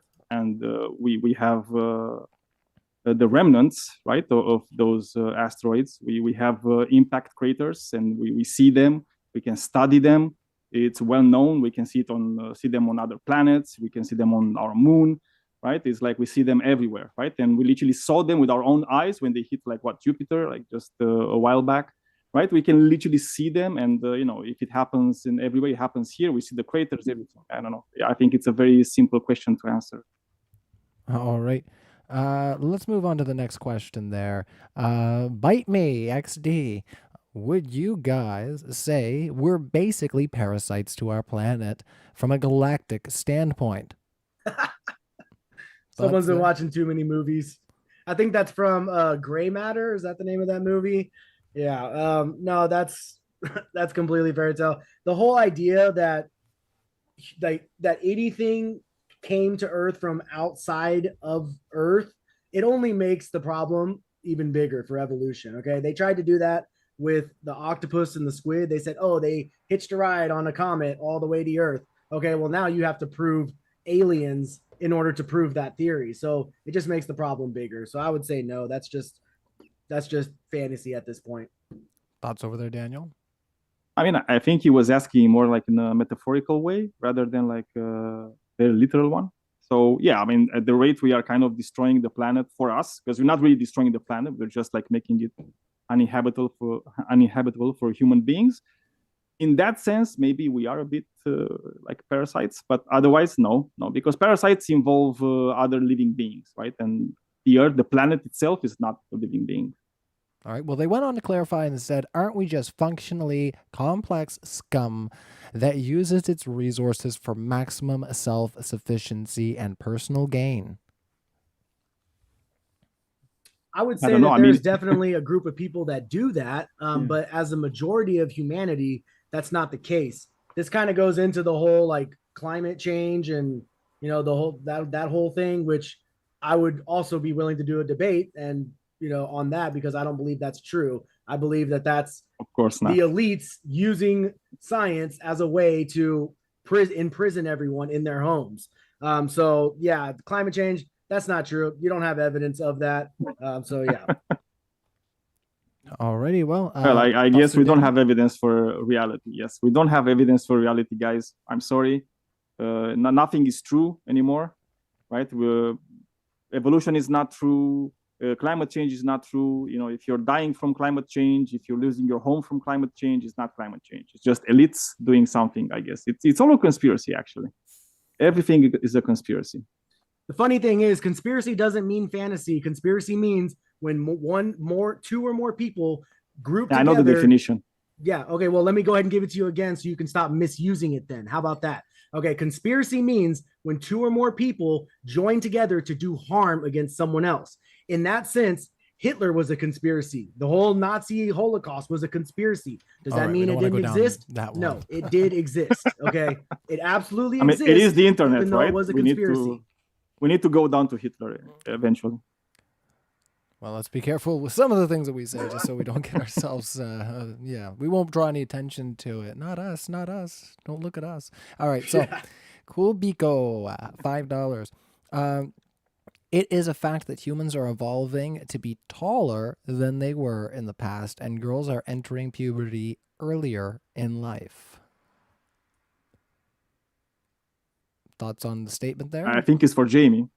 What was that? Can you repeat that one more time? Yeah, it's more of a statement than a question, but I mean, you can respond to it how you'd like. It is a fact that humans are evolving to be taller and than they were in the past, and girls are entering puberty earlier in life. Well, it's actually not a fact that they're getting taller. They're actually getting smarter. They're actually getting shorter. They're getting sicker. They're getting weaker. There is plenty of evidence out there of, giant skeletons. Of course, they end up going to the Smithsonian and never being seen again because it goes against evolution. But there's hundreds of newspaper articles that I can pull up from New York Times and all of your liberal sources that you would approve that did in fact say that, yes, they found these 9-foot tall skeletons, 8-foot tall skeletons, 12-foot tall skeletons. So no, we're not getting bigger. Okay. We're actually getting smaller, weaker, and sicker. Yeah, I guess we're getting from like conspiracy theories to like Nephilim and 12-foot humans living in the past, which didn't happen. And we know there are a lot of like all of them were hoaxes, right?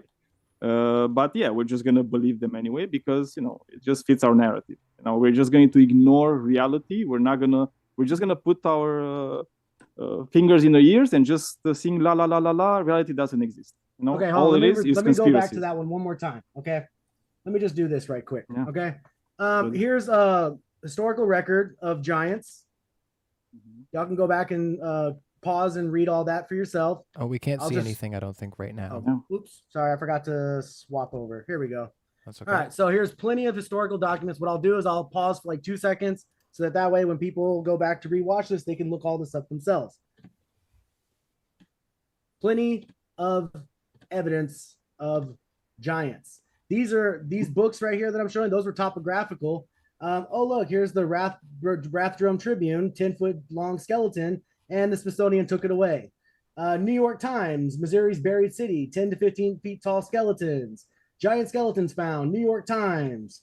Giant human skeleton, 10 to 12 feet tall, New York Times. Oh, look, here's another article. This one was from The World. Oh, look, The World Journal again, giant Indian skeletons. Giant race in Greenland, New York Times. Hundreds of articles from American discoveries of giants. These are the locations that have been marked from giant sites of giants. So yes, there is plenty of evidence on giants. Oh wait, here's some more. The Washington Post. That's a liberal post newspaper. So if you're a liberal, you should accept that one, right? Here's another one from New York Times. Monster skull and bones, 14 feet high. Yes, there is plenty of evidence of giants. It has been suppressed, just like a lot of there's plenty of articles. Articles are not evidence, though. It's like in order to have evidence, you need to prove that's actually true. Just people saying it, that doesn't make it true.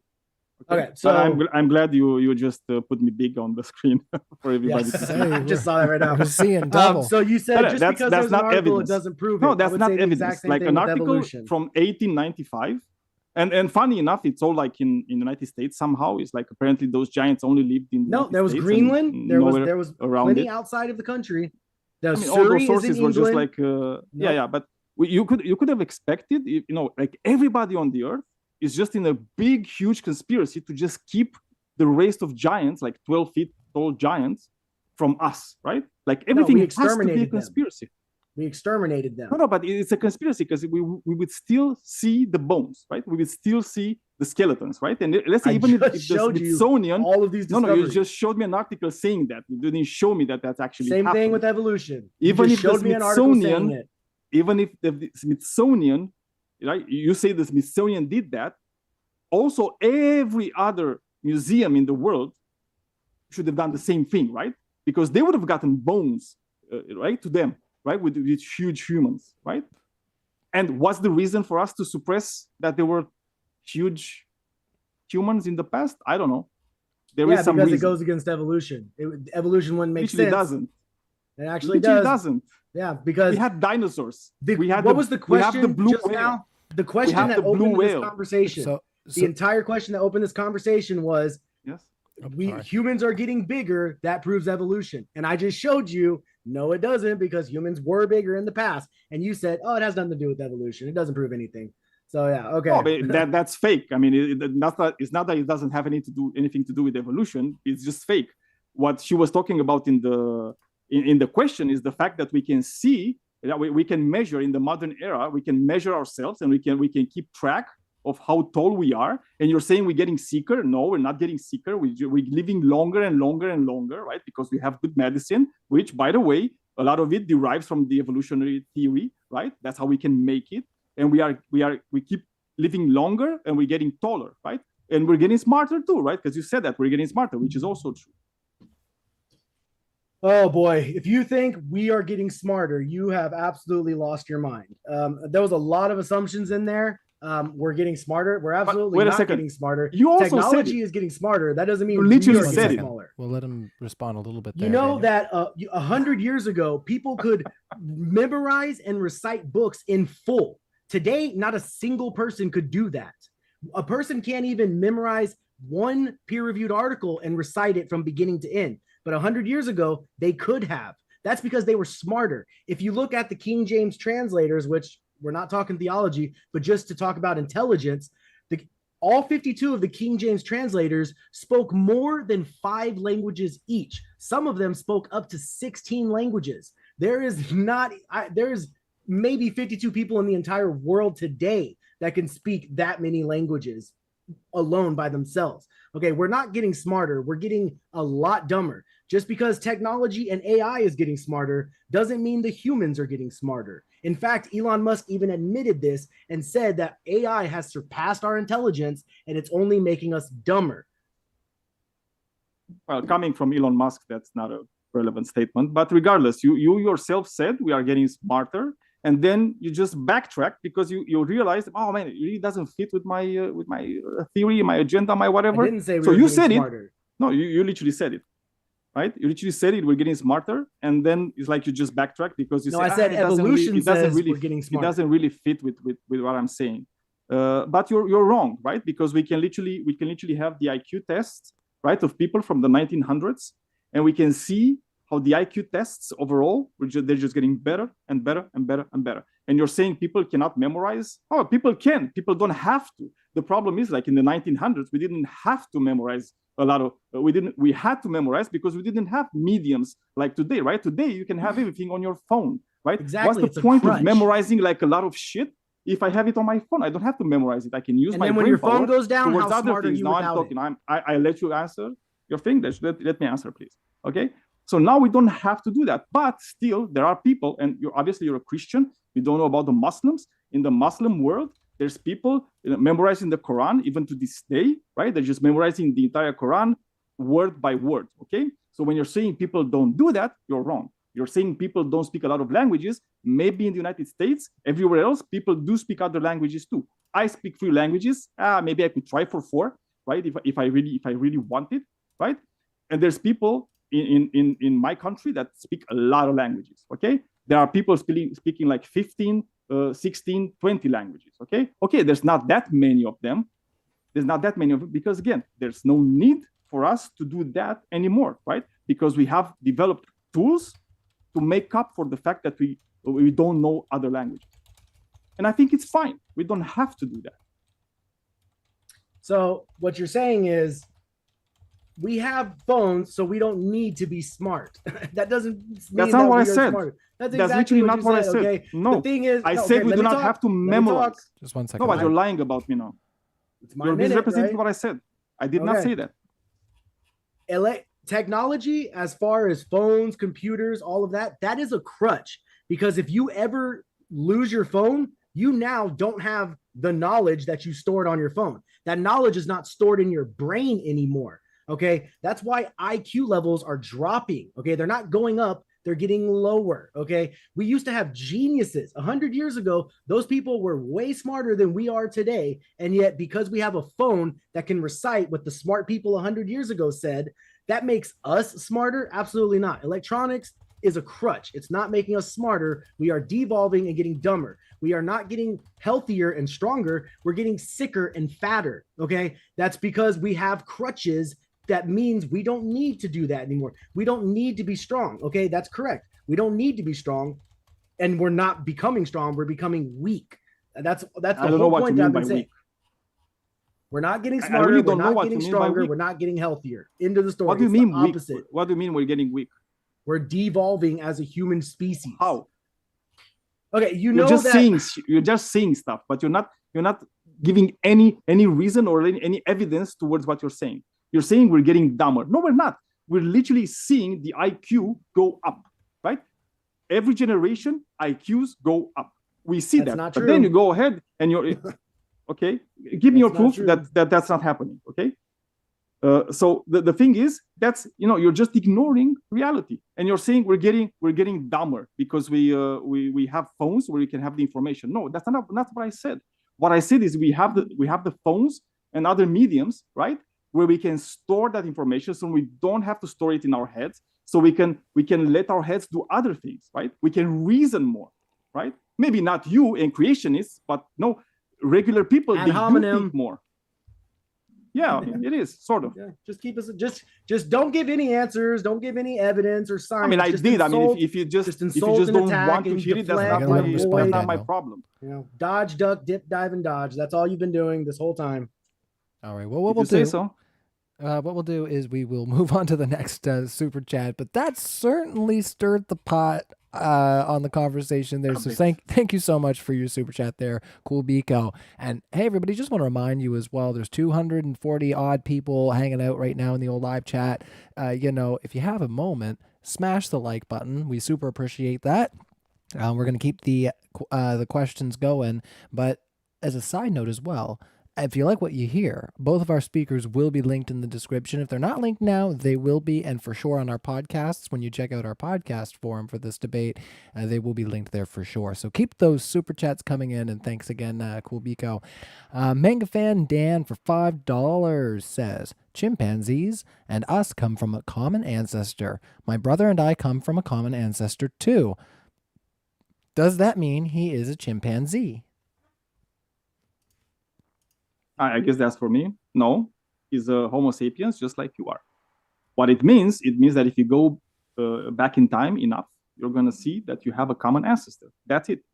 It's not really that hard to understand. It doesn't mean you're a chimpanzee or an ape. You're a Homo sapiens, I hope, right? Chimpanzees are a different species right now, but we do have a common ancestor in the past. And we know that. We have discovered a lot of fossils to make that link. We have the DNA evidence to make that link.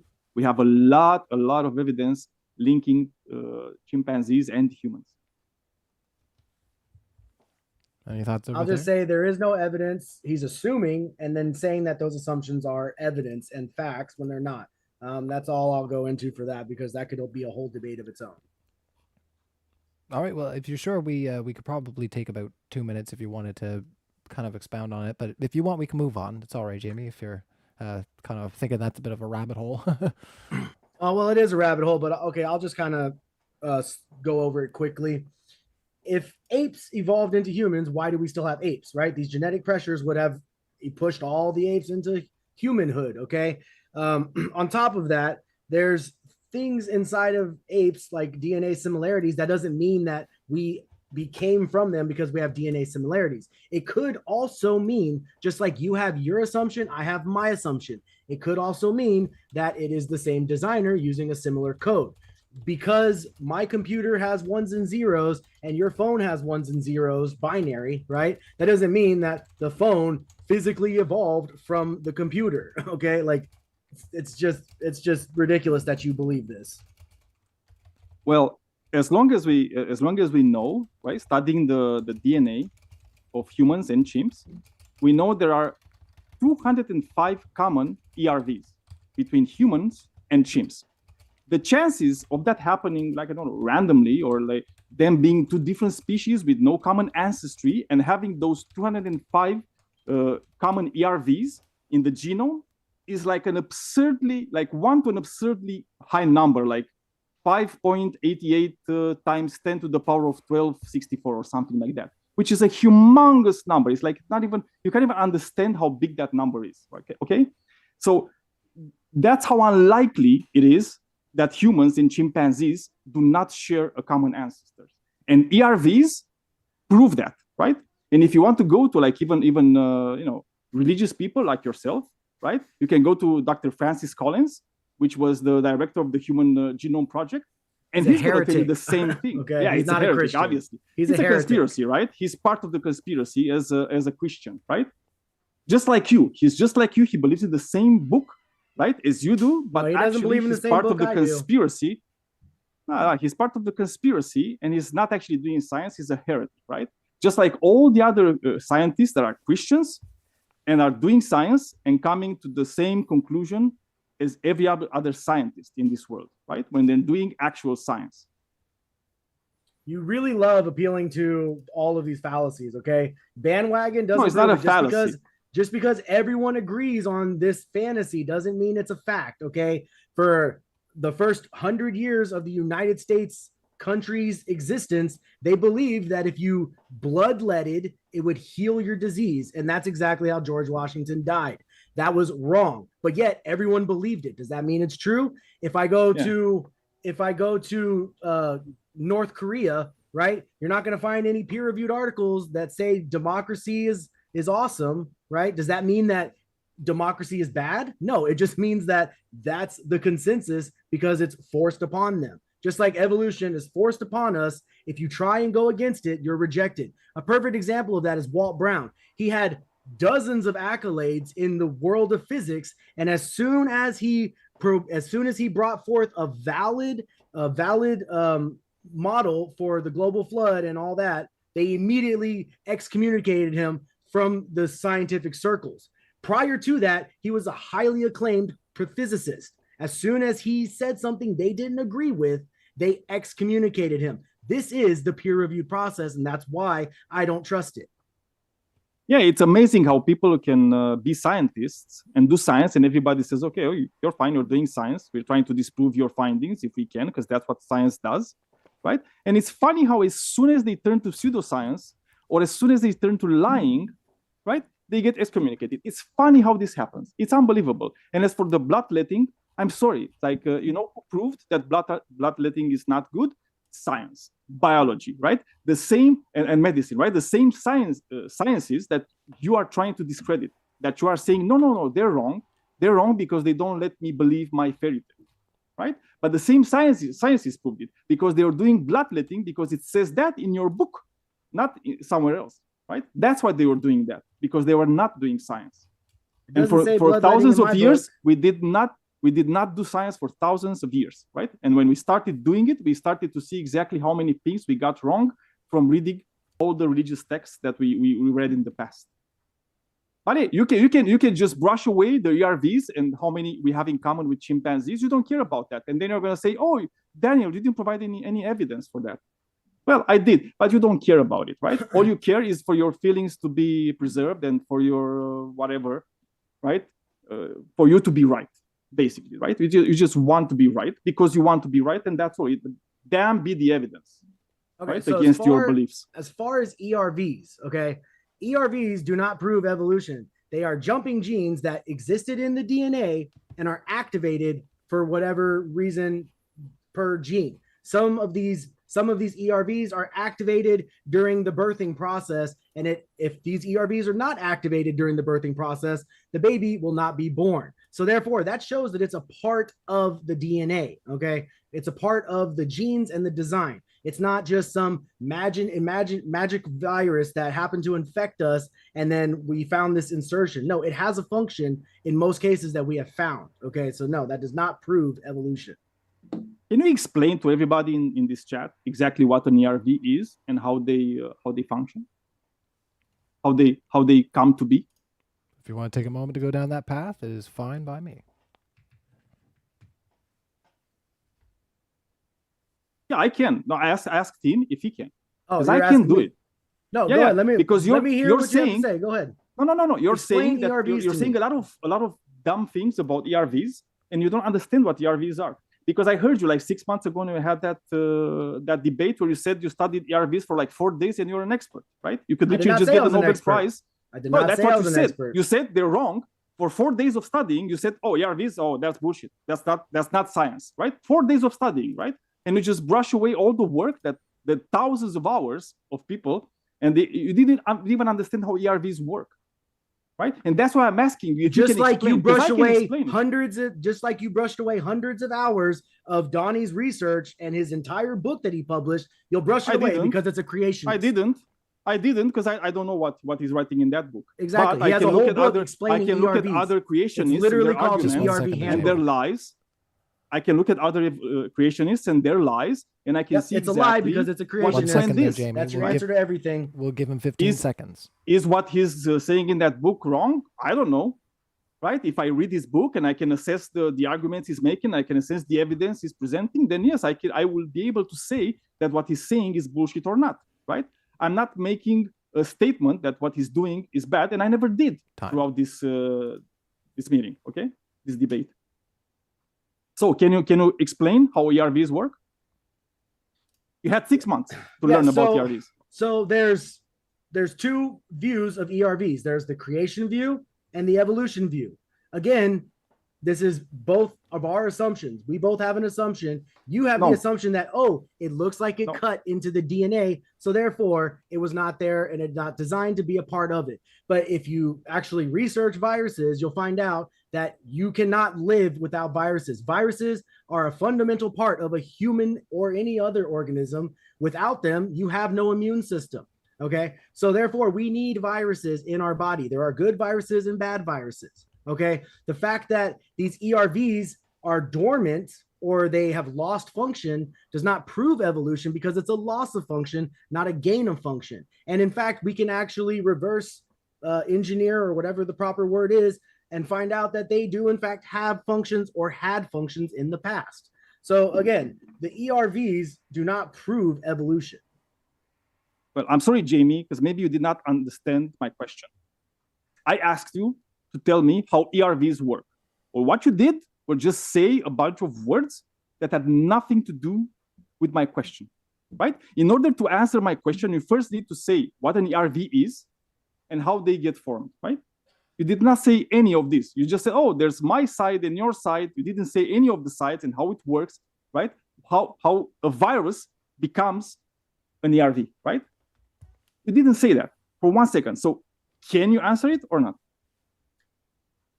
From what I understand, the ERV turns from a virus into an ERV as soon as it loses function, because that's when you call it an ERV. Is, oh, it no longer does anything, so therefore it wasn't designed to be inside of our body, so therefore it's an endogenous retrovirus. Okay, so what I would like for you to do, since you think you know absolutely everything about ERVs, explain to me what you would call, what you say, and explain to me your position on an ERV and how it proves evolution. No, again, you did not answer my question. You did not answer my question. You understand that? I did. I gave you an answer. You shook your head no. You gave an answer. You gave an answer that was an answer to some other question I did not ask. But if you want to be educated, I'm going to educate you about what ERVs are. ERVs are some viruses that can attach to human DNA, right? Like, for example, the AIDS virus is that kind of retrovirus, okay? That can attach to human DNA, right? And sometimes they attach to human DNA, right? Most of the times it's going to be not beneficial, right? It's going to be bad, right? The organism is going to die. And sometimes it's going to be neutral, right? They're just going to insert themselves inside the human DNA, and they're just going to sit there doing nothing, okay?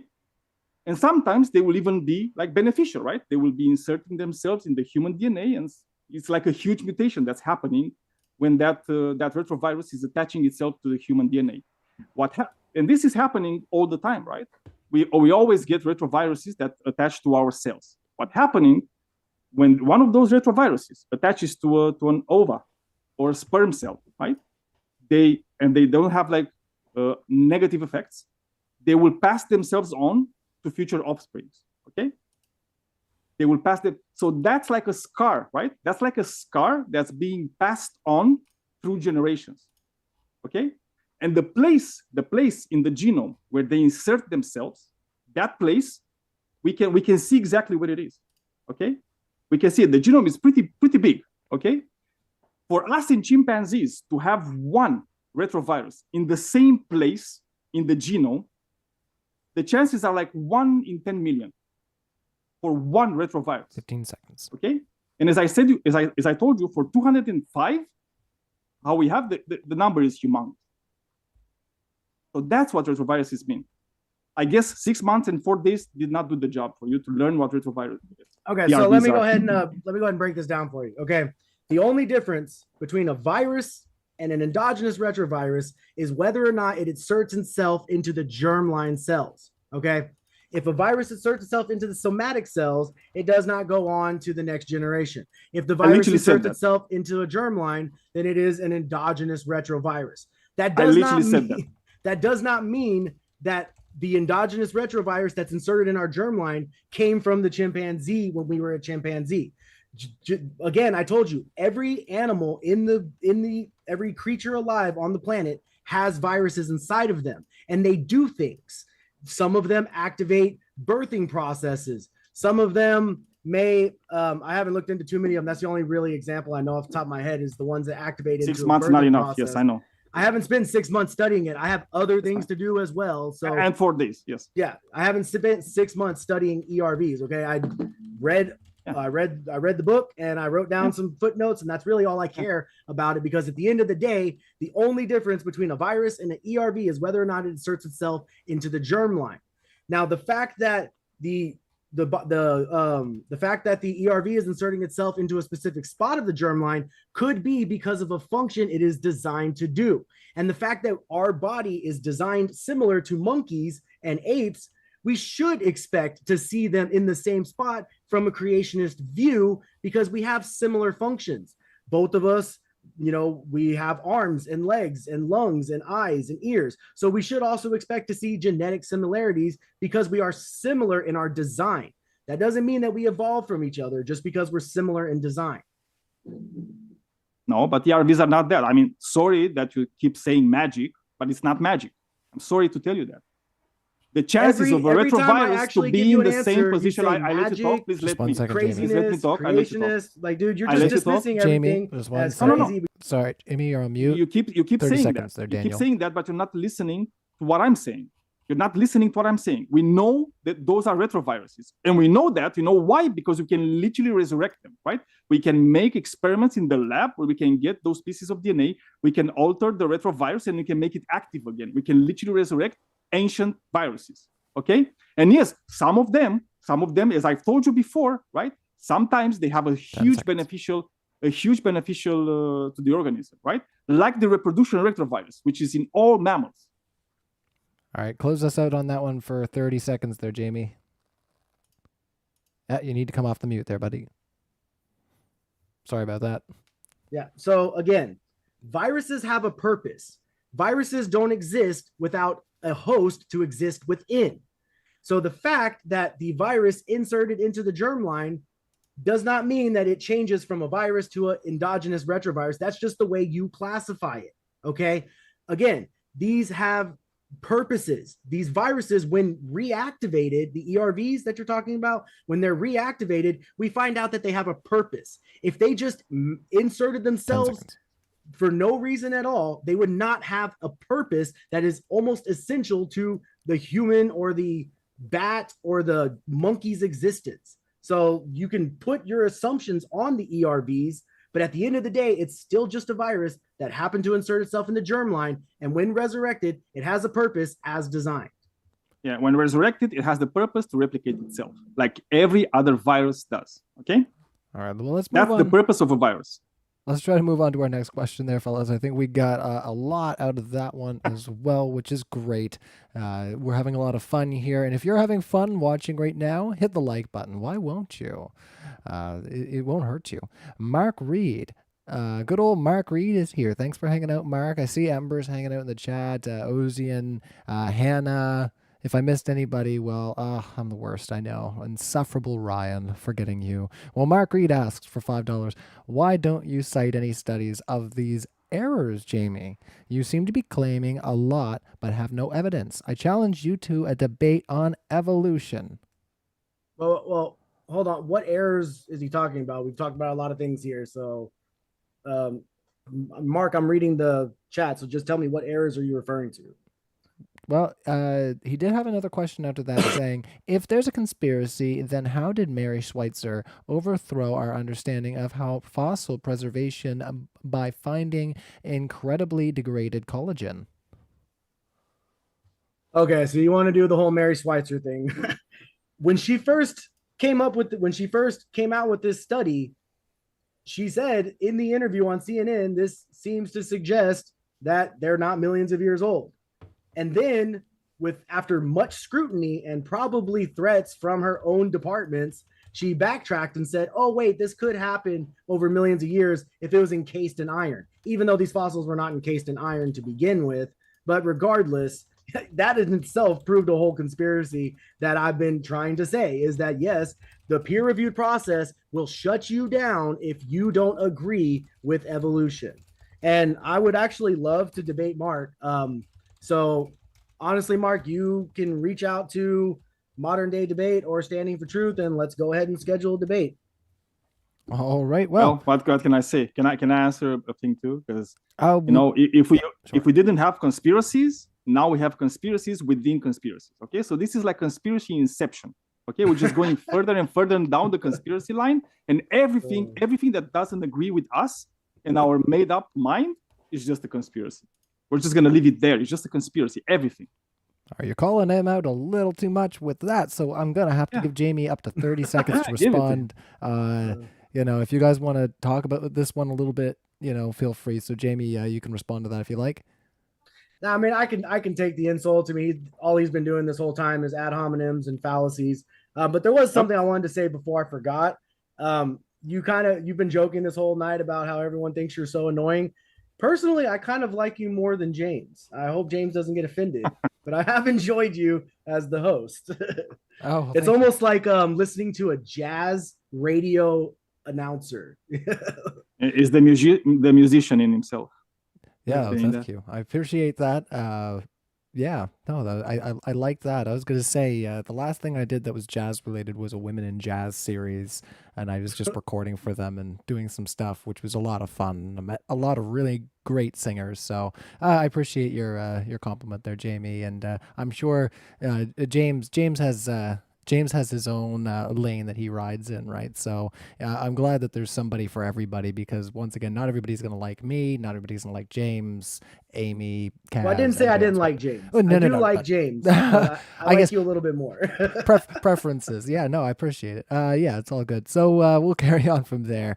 Skeptics and Scoundrels, can you provide a single falsification criterion for creationism? For example, finding a rabbit fossil in Precambrian rock would falsify evolution.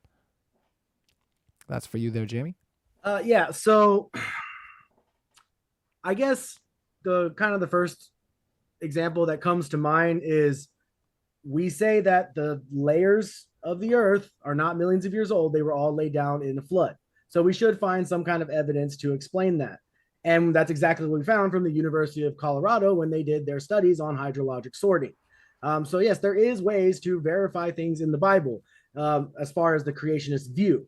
But that's not to say that the entire Bible is scientific. Okay, the Bible goes beyond science because it deals with the creator that is outside of science. So when I'm arguing for creation, I'm not saying that the Bible is science and that is the 100% scientific fact. I fully understand that it is a religion. What I'm trying to get the evolutionists to understand is that evolution is also a religion, because they are using faith to rely on it. Their God is time. They're like, they have the exact same structure as my religion, but they want their assumptions to be a scientific fact, whereas my assumptions are not even considered. Yeah, except for the fact that science actually produces results that we use in our lives, right? Evolution with that has produced small zero difference. results. Well, we have We have a lot of things we use evolutionary theory in, right? Like, for example, vaccines, but you're probably also against vaccines, I'm assuming, right? We don't like that, even if they saved like countless lives on this earth, right? But we don't care about that. What we care about is saying that there's a big conspiracy. Evolution is a religion, although it has nothing religious in itself. The scientific process and the peer review system is bad because it doesn't let us lie and misinterpret data. We see hydrologic sorting and we don't see it actually happening as you guys are saying. But we're just gonna keep saying things without providing any kind of evidence for anything we are saying. That's all you're doing. All you did tonight was just assert things with no backup evidence. Well, as much as I'd like to move on to the next super chat, hold on. Actually, you've invoked him. According to the chat, I may have misunderstood the question. Can you repeat the question again? Because it seems like I may have misunderstood what they were asking. Sure thing. So we have, can you provide a single falsification criterion for creationism? For example, and then they continue, for example, finding a rabbit fossil in Precambrian rock would falsify evolution. Okay, so basically something that could falsify the creation model, so to say. I would actually need some time to think about that. I can't think of anything off the top of my head. So yeah, I would need some time to think about what would possibly falsify. That's like me saying, what do I need to tell you to make you stop believing in evolution? Like, you're not going to give me a solid answer because you're firmly on the side of evolution. So yeah, I would need time to think about that to give an actual answer. There's a lot of things you could provide in order to disprove evolution. Like, for example, finding the rabbit in the Precambrian layer, okay, of the earth. If you could do that, we could, all of us here, I feel like that we trust the theory of evolution, would say, okay, we were wrong. Let's see why we were wrong. Maybe there's a God. Maybe God did it, right? That thing would literally falsify our position, and we could say, yeah, we are wrong. We wouldn't necessarily say you are right, but we would say we are wrong. So here's because you said the whole rabbit thing. I understand that. Although the layers were put down with hydrologic sorting, so I wouldn't expect a rabbit to be in the same layers anyway. But here's a good example. In Texas, I don't remember exactly where, they found dinosaur footprints next to human footprints. Doesn't that falsify evolution? Oh no, of course, because it's fake and it's fake news, right? That's what you're gonna say, right? It's a lie. It's not true. It's doctored. Yeah, if I remember that specific thing in Texas, yes, that was a made up stuff by some creationists. Of course it was. I mean, and not my problem. They try to fake shit for their religion. They're trying to do that. Faked. Whatever. It's not fake. The fossils are still there. But okay, if you want to discount it as fake, it must be true. Same thing. Yeah, if you say so, refuse to accept falsification. That's the problem with evolution. If you have a paper, you can have a paper, and if it's true, if you present all the evidence, all the proof to back up your point, everybody would believe you because you have the proof, right? That's the peer review, and that's the scientific process, my friend. Again, you just said you have to have the peer-reviewed paper. And I just explained to you why we don't have the peer-reviewed papers, because you will not publish them. You will immediately reject them and sign them off as lunacy, bogus, whatever it is, just like this entire debate. I give you an answer and you're like, yeah, but that's just crazy because creationism. Like, that's not debunking it, okay? The reason no credible scientific paper would publish your things is because they don't produce any kind of results. All right. All it produces is just waste, right? Let's move on to the next super chat coming in from Lucas, a fellow Canadian. Speaking of fellow Canadians, the only other mod that I didn't get to is our new mod, Justin, who's Yahulican, hanging out in our chat there. So also give our new mod lots of love there as they navigate through the system of the debate world that is modern day debate. Jamie, are you able to cite, this is your question, Jamie. Jamie, are you able to cite another dating technique? Not radiometric.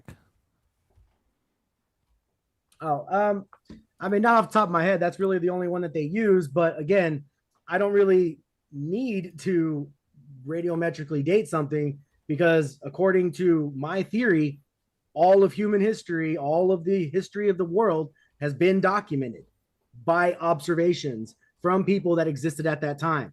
Okay, if you look at the book of Genesis, 10 writers, every single one of them were eyewitnesses to the account. Moses compiled them at the end, but there were 10 writers, Adam being one of them, his son, was it Seth being one of them, if I'm not mistaken.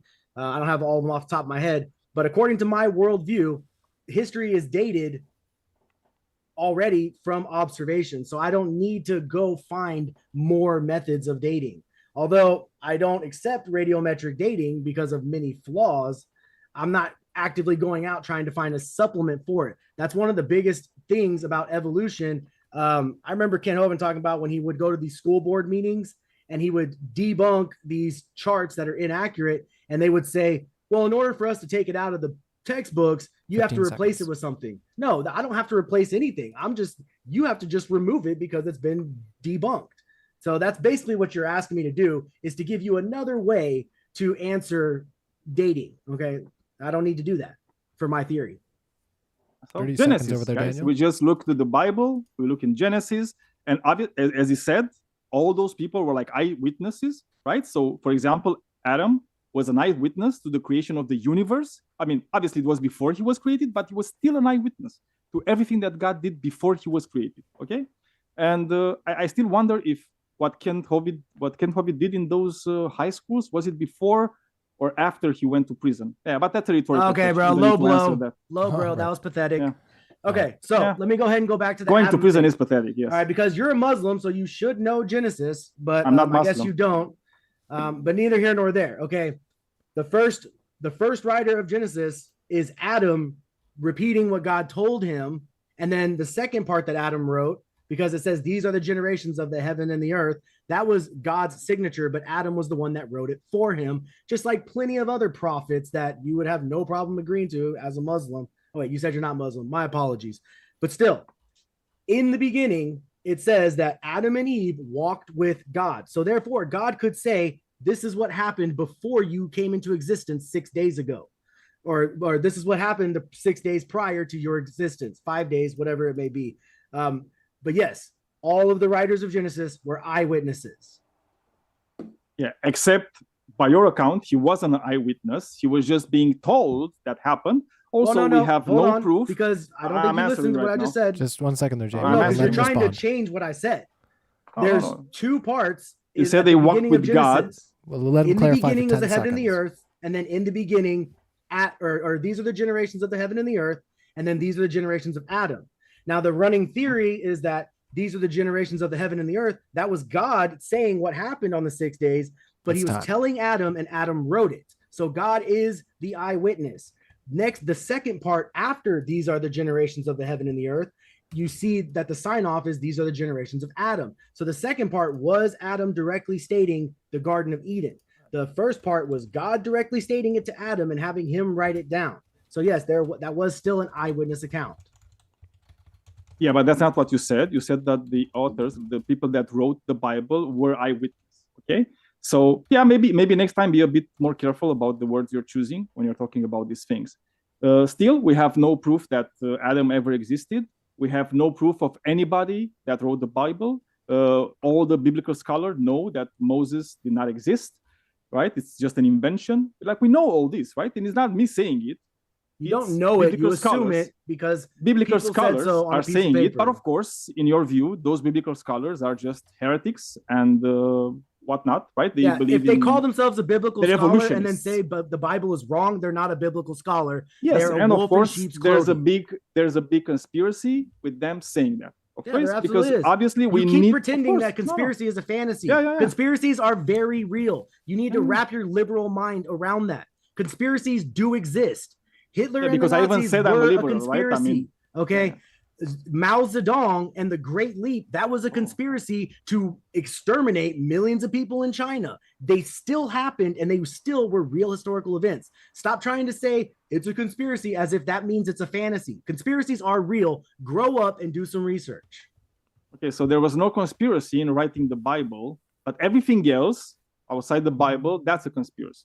But everything that's in the Bible, there's no conspiracy. Yeah, because that's why we have 500 fake Bibles.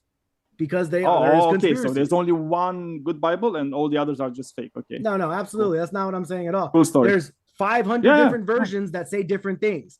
If they are different, they are not the same. So therefore, you can't have 500 books saying different things and they all are the same thing. Okay. And how do you decide which one is true? Which one do you decide? How do you decide which one is true and which one is not? So we're deviating from evolution, but I will answer this briefly. Okay. I mean, you brought up the Bible and history. If you look at the history in the Bible first you look at Acts, and Acts says where the church started. Okay. The church started in Antioch. So therefore, you can trace all of the Bibles that were written from then. Now, they weren't written as the complete Bible. There were one book here, one book there, all varied out. But what happened was in the 1600s, we gathered all of the documentation. We got different camps of religions together. We had the Protestants, the Puritans, I've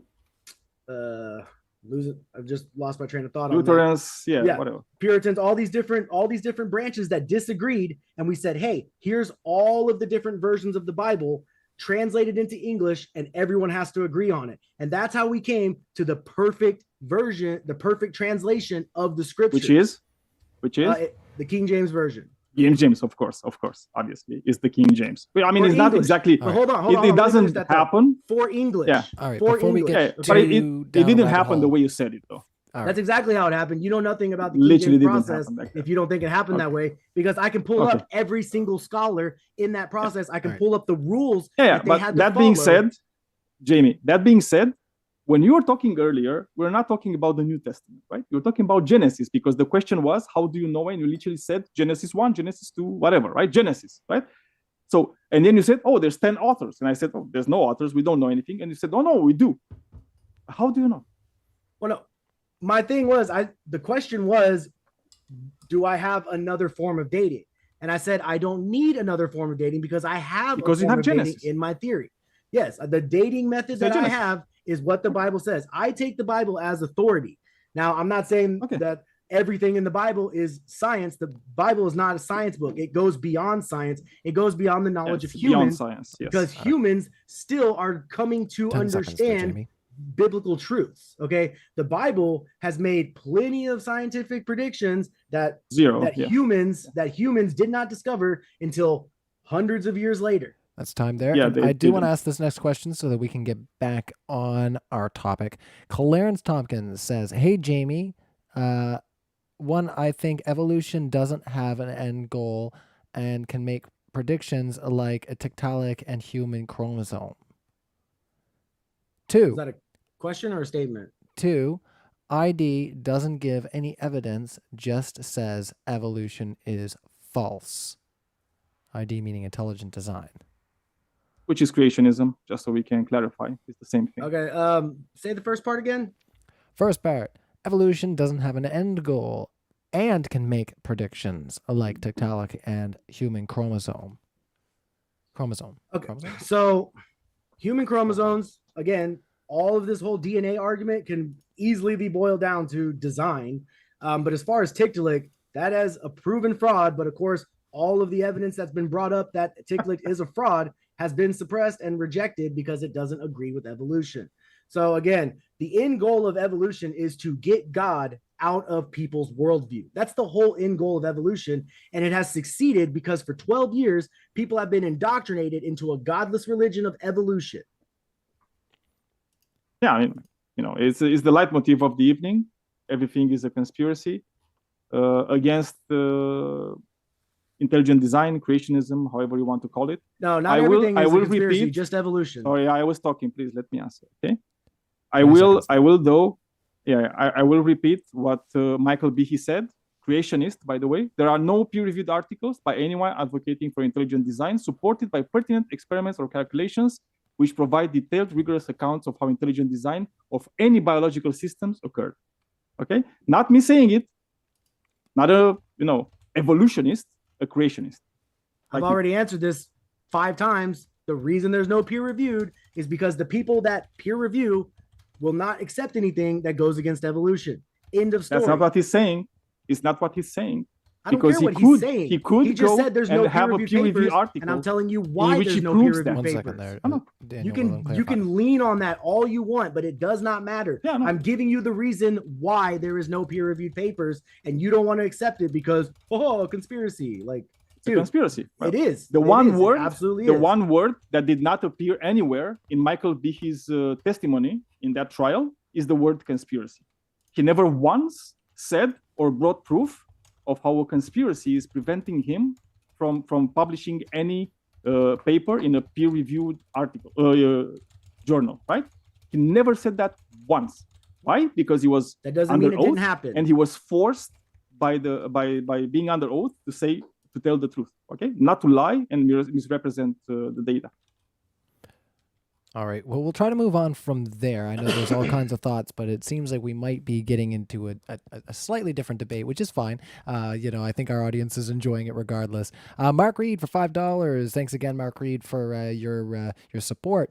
After show on Mark Reed Atheism, continue the debate. When Mark Reed sent that, he actually sent me the link, and then I messaged him and said, "Are you going to cross stream over on Ozians? Because they hate it when I say that." So he canceled his stream, and he's going to be hanging over with us at Ozian. So I'm going to put the link in the description there. So I don't know, Daniel or Jamie, if you'll be available after the Q&A to join us over there, but you'll be welcome to for certain. So let me just put that in the chat.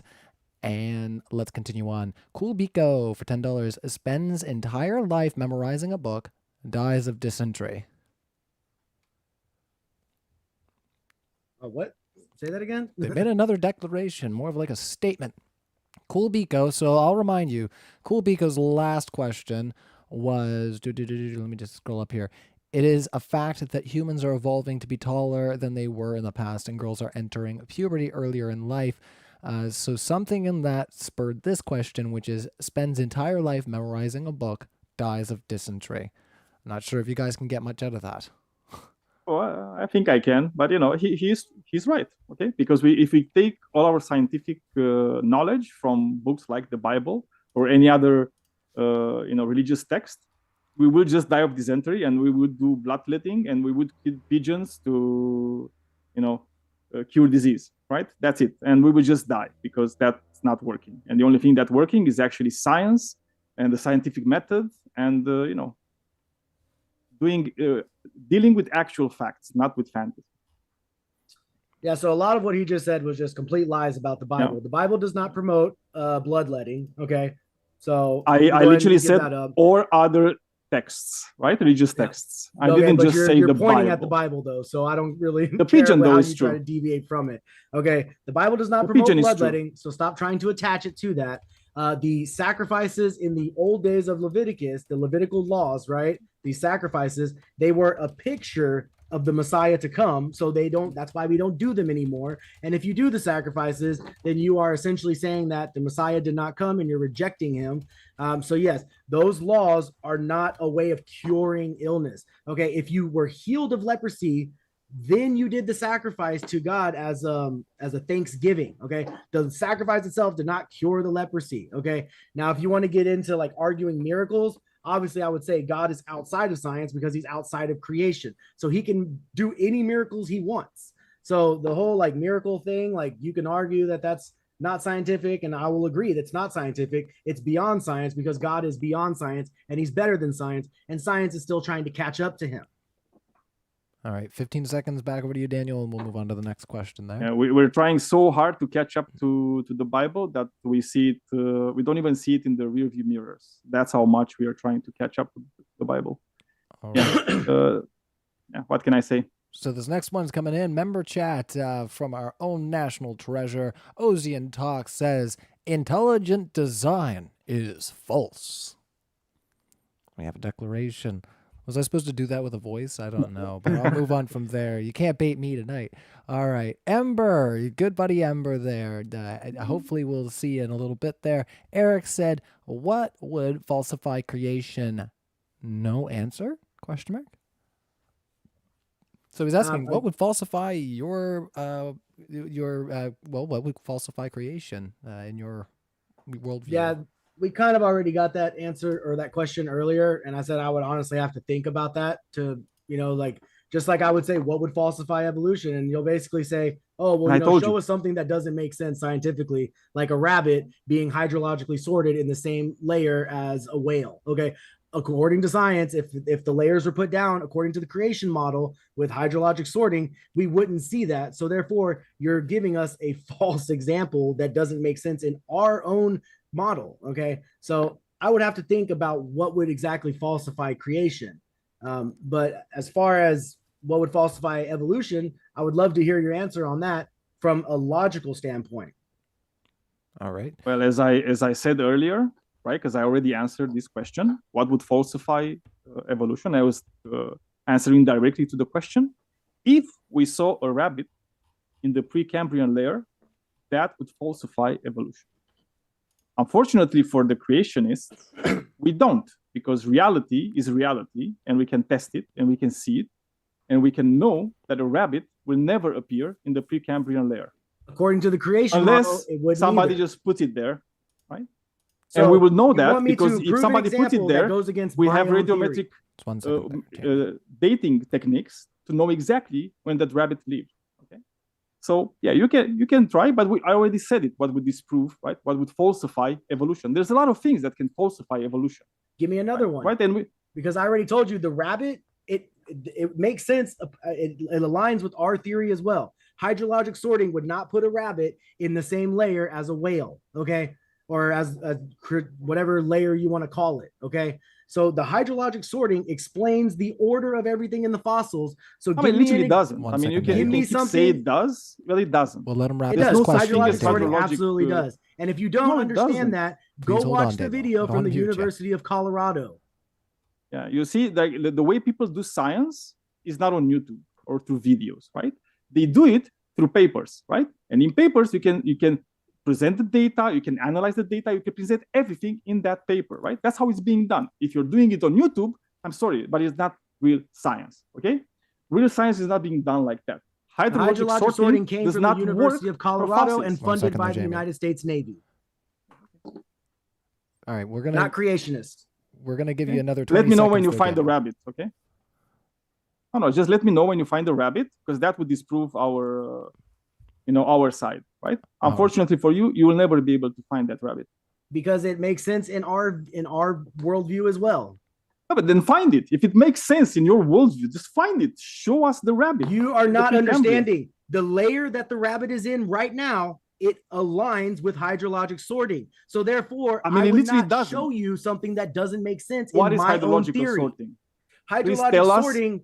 Tell us Okay. what Do it you is. want me to pull up the video from the University of Colorado No, I want where you the to Navy tell did me, this entire because if you understand it, study? Yes, you can tell me. hydrologic sorting is the process of if there was a giant global flood, Mhm. then all of these layers would be laid down simultaneously in a Okay.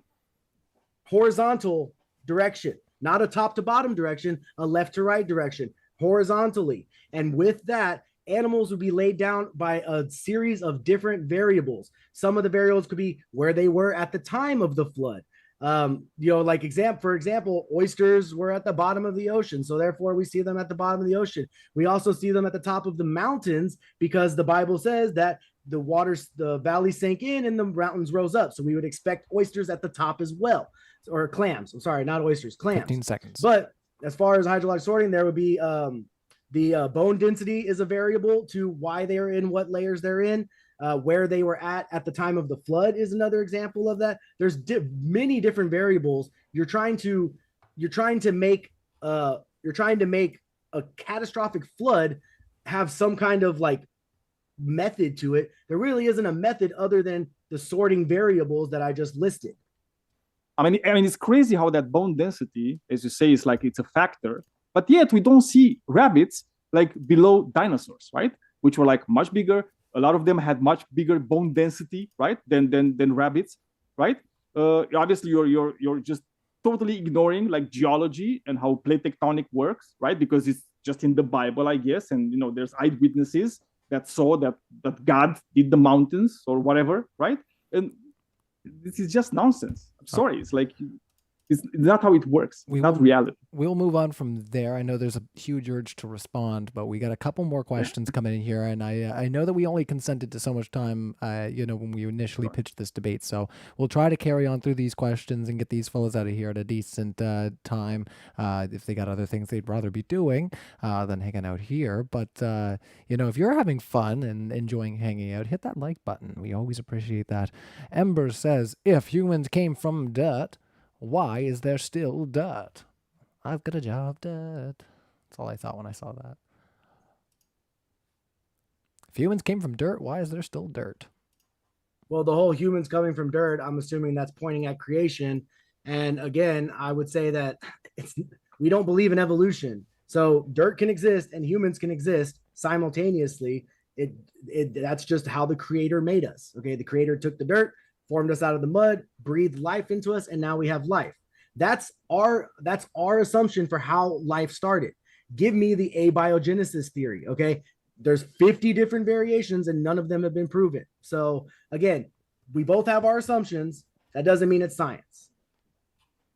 Yeah, right. Because, guys, so the thing is... 10 seconds, Daniel. Yeah, it's like dirt can still exist, but chimpanzees, no, right? If there's chimpanzees, there shouldn't be. But dirt, right. Yes. Chimpanzees, no. That's it. It's the conspiracy. Well, I don't believe it evolved. So that's what you're not understanding is I'm not saying it evolved from dirt. I'm saying God took the material and created something. That's not evolution. That's creation. Okay. You are so stuck in the evolutionary thinking, you can't think outside of evolution. Otherwise, you would understand that I'm not teaching evolution. I'm teaching creation. I can't stop using facts. I know. Just like we can take iron ore out of the ground, smelt it and form it into a car. That doesn't mean it evolved from the iron ore. We created it from the iron ore. Same thing with God and the humans. All right. Well, let's move on to the next super chat there. And thank you for all the super chats. Keep them coming in. And we'll try to get as much out of them as we can without getting directly back maybe into some of the other things that we've talked about, which is fine as long as we're getting into new stuff. So Lucas for $5 says, Jamie, by not being able to answer dendrochronology, you failed at 5th grade science question. I'm sorry, what did he say? Not being able to answer dendrochronology. You failed at a 5th grade science question. Okay. If that's what he wants to say, so be it. I'm sorry, I don't think we even touched on dendrochronology, so I don't think it's fair to ask him about a thing that we didn't actually discuss at all in this debate. Oh, yeah. I mean, I'm a musician. I don't know anything. I had to look it up. Tree rings. Look at that. Yeah, it's tree rings. Yes. XLR. We did not talk about that. To mic, make noise. There's one thing I want to point out because everyone in the chat seems to think it's hilarious that I said you can't think outside of evolution, as if I've always been a creationist. To just let everyone know my background, I was not a creationist 10 years ago. I was very into the idea of evolution and this idea that we came from nothing and evolved into everything and there's no God and we can do whatever we want and make our own rules. So for a very long time, I was an evolutionist. And then I thought outside of evolution and found something that makes more sense. Okay. So no, I haven't always been a creationist. I can think outside of creation, but every time I do think outside of creation, it just falls flat because evolution is ridiculous. All right. Well, I mean, honestly, that's the same thing with me. Like years and years ago, I was a creationist, and eventually I went to 1st grade and I stopped being a creationist. All right. Well, right spicy right at the end there. You couldn't. I knew we should just moved on to the next one, but you were just like, let me just. No, it's okay. Let him go. He's new to debating, so he doesn't understand how the level of respect and all that stuff goes. So that's why we kind of get hostile. Well, I thought that was fun, but as long as we're all having a good time and we at the end of the day, I think we'll all walk away from this and we'll be able to communicate again because it's been a great time. I'm never mad at anyone, by the way. Yeah, just so you know, I come off aggressive, right? Okay. No, don't worry about it. I come off aggressive, my but skin is very thick. I have no hatred towards any of the evolutionists out there. I hate the theory. I'm pretty sure I come out as aggressive too, so it's fine. Yeah. But I'm very passionate about the things I'm Right. talking about. Same guys thing are here. both I'm passionate, but the passionate. thing is, I don't like hate evolutionists. I hate the theory, but evolutionists, I love all of you. I hope you all come to know your creator and you accept his gift of free salvation. I know my mom. Right. I know my but- mom and my dad. So Right. All right, But well, at let's the end of the go. day, They I don't created hate me. you guys. Okay. I just hate evolution. Well, let's move into our next one there. Lots of love in the chat there. Hit the like button. We're all a bunch of lovely people. Big Thang Flying Wayne says, more likely all Bibles are false versus one being true. Thoughts, Jamie? If you want to do a debate on Bible versions, I would love to do that debate, but so far no one has been wanting to do that debate, so we don't do the debate. It seems evolution is the one that people want to see, so that's why we're here. Well, maybe we can change that and find something for you that'll suit that fancy. So let's move into Skeptics and Scoundrels. Says, Jamie, is it possible, even remotely, for 1, God to exist, 2, Genesis to be figurative, and 3, evolution be the mechanism God used to diversify life? So yeah, this is the basically the argument of theistic evolution, and I will say it is possible. I mean, God can create however He wants to create, but that's not what the Bible teaches. And when people say that Genesis is not figurative, they're reading it outside of the context it was written in, because the context of Genesis clearly states that it is literal. So, I mean, you can look at it as figurative if you want, but you are rejecting the way that it was written, which was literal, not figurative. All so right. It is possible, but I just don't think that that's correct. All right, this one will be more for the both of you, coming in from Dr. Dino, paleontologist here. Hydraulic sorting does not explain what we see in the rock record. Also, Jamie, stop listening to Kent Hovind. Coming from the person who literally mimics his name. No, I saw Doc Hovind. I just like his voice, Yeah, I saw Doc Hovind versus Dr. Hovind. It was pretty funny. He's a smart guy, but again, thoroughly indoctrinated with evolution. So yeah, I would actually enjoy having a conversation with him, maybe on an open discussion or a debate in the future.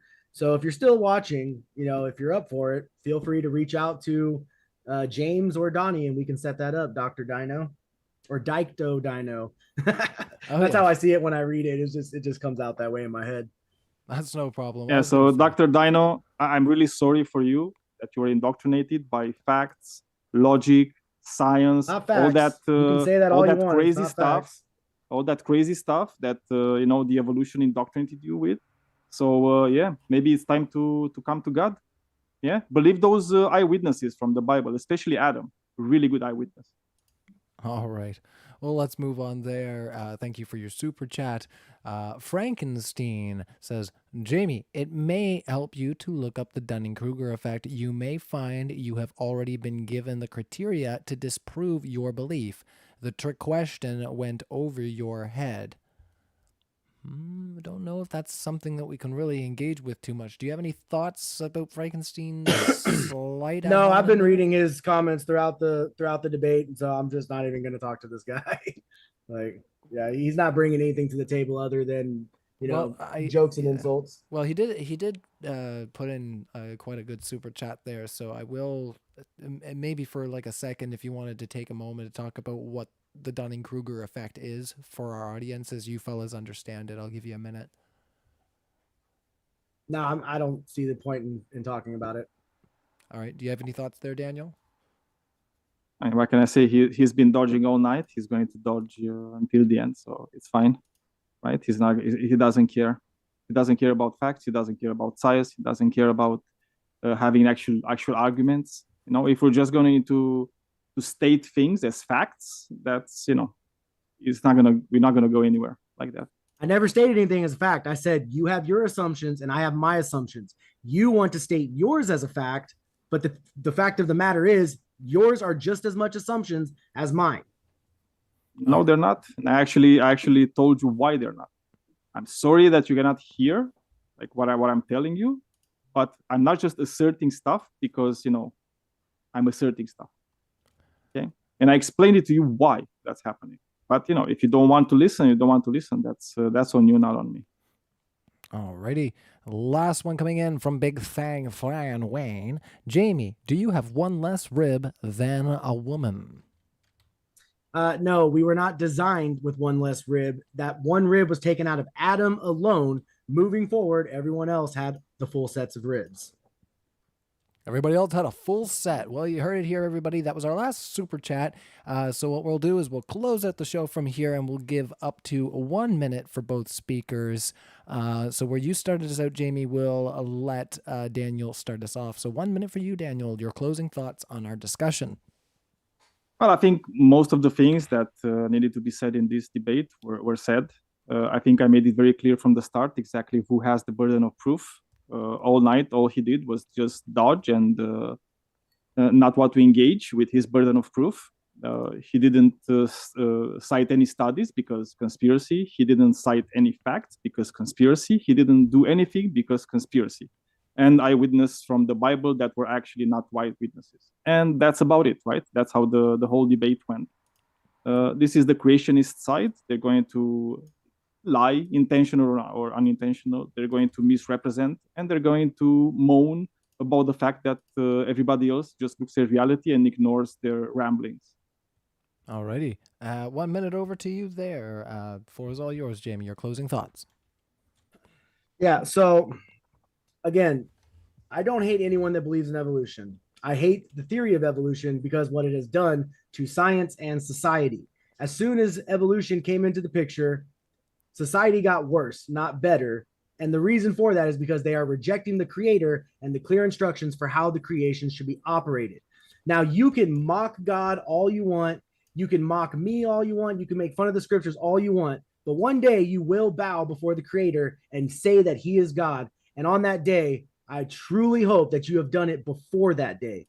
Okay, you can laugh all you want right now. God is giving you the free will, but you will reach judgment one day. And I pray that you come to realize that before judgment day, because that's when it'll be too late. And at the end of the day, I love you. And that's why I'm doing this. That's the whole reason I do these debates, is because I care about people enough to not silently sit by while they rush themselves straight into the pits of hell. That is time right there. So excellent. It looks like we have closed off right there. Thank you so much. A big round of virtual applause to Daniel and Jamie, our speakers tonight. We will be back with more juicy discussions. I'm actually lining something up for tomorrow, so keep an eye out for our upcoming events. In the meantime, speaking of upcoming events, I know I mentioned it earlier, but I'm going to mention it again. DebateCon 4 is happening in Texas. Get your tickets in the live description right now. It's happening on November 4th and 5th, so if you can be there in person, we would love to see you. I'm going to be there along with a lot of other really cool speakers that you see here at Modern Day Debate. So don't miss out on that in the link in the description. If you can't make it, we have our crowdfund also linked in the description where you can help support this event, whether that's fees for hotels, speakers, or the venue, etc. We really appreciate all your support here at Modern Day Debate. We love you guys. And thanks again for everybody for being here. We'll see you next time. Cheers. Thank you.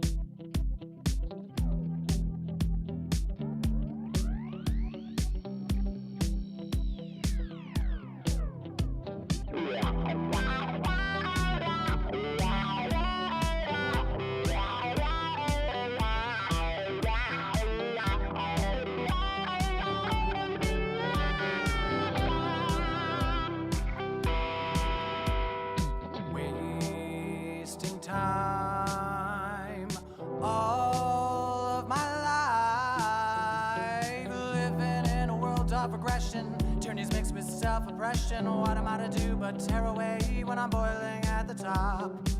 Try to find a way to fight the fire. Smart to rap from the minds of liars. Call the shots as you bow your heads, and the marching never stops.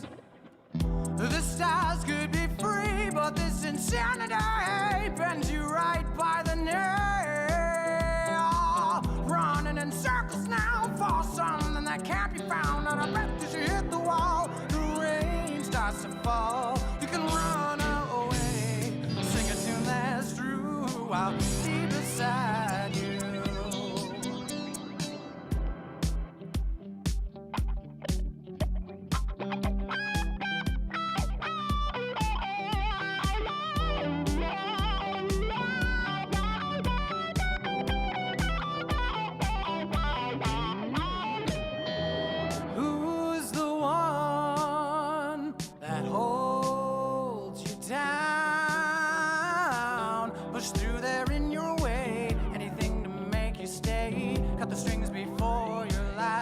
To decay from tears of blood, regrets of laughter. Turn around as your heart beat faster. Your hollow shape as the faith begins to drop.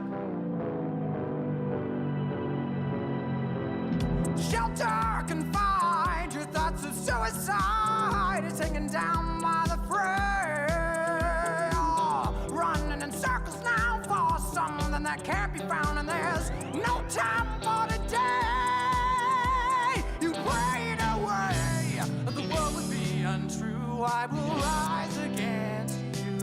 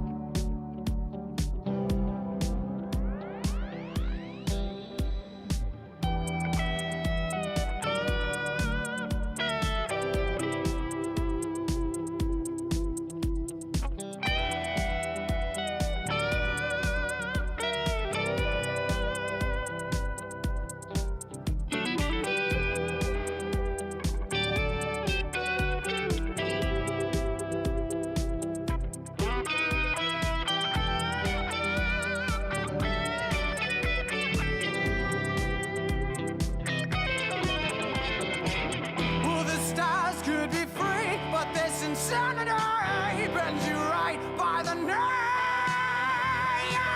Running in circles now for something that can't be found. Out of breath, smashed the wall. The water consumed all. You prayed away that the world would be untrue as it rose against you.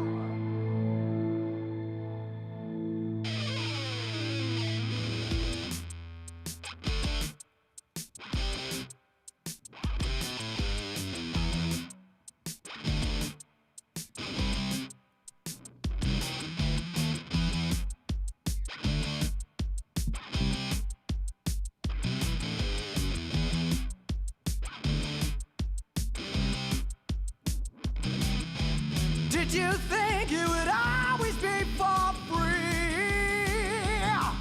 Now sit back, watch it burn.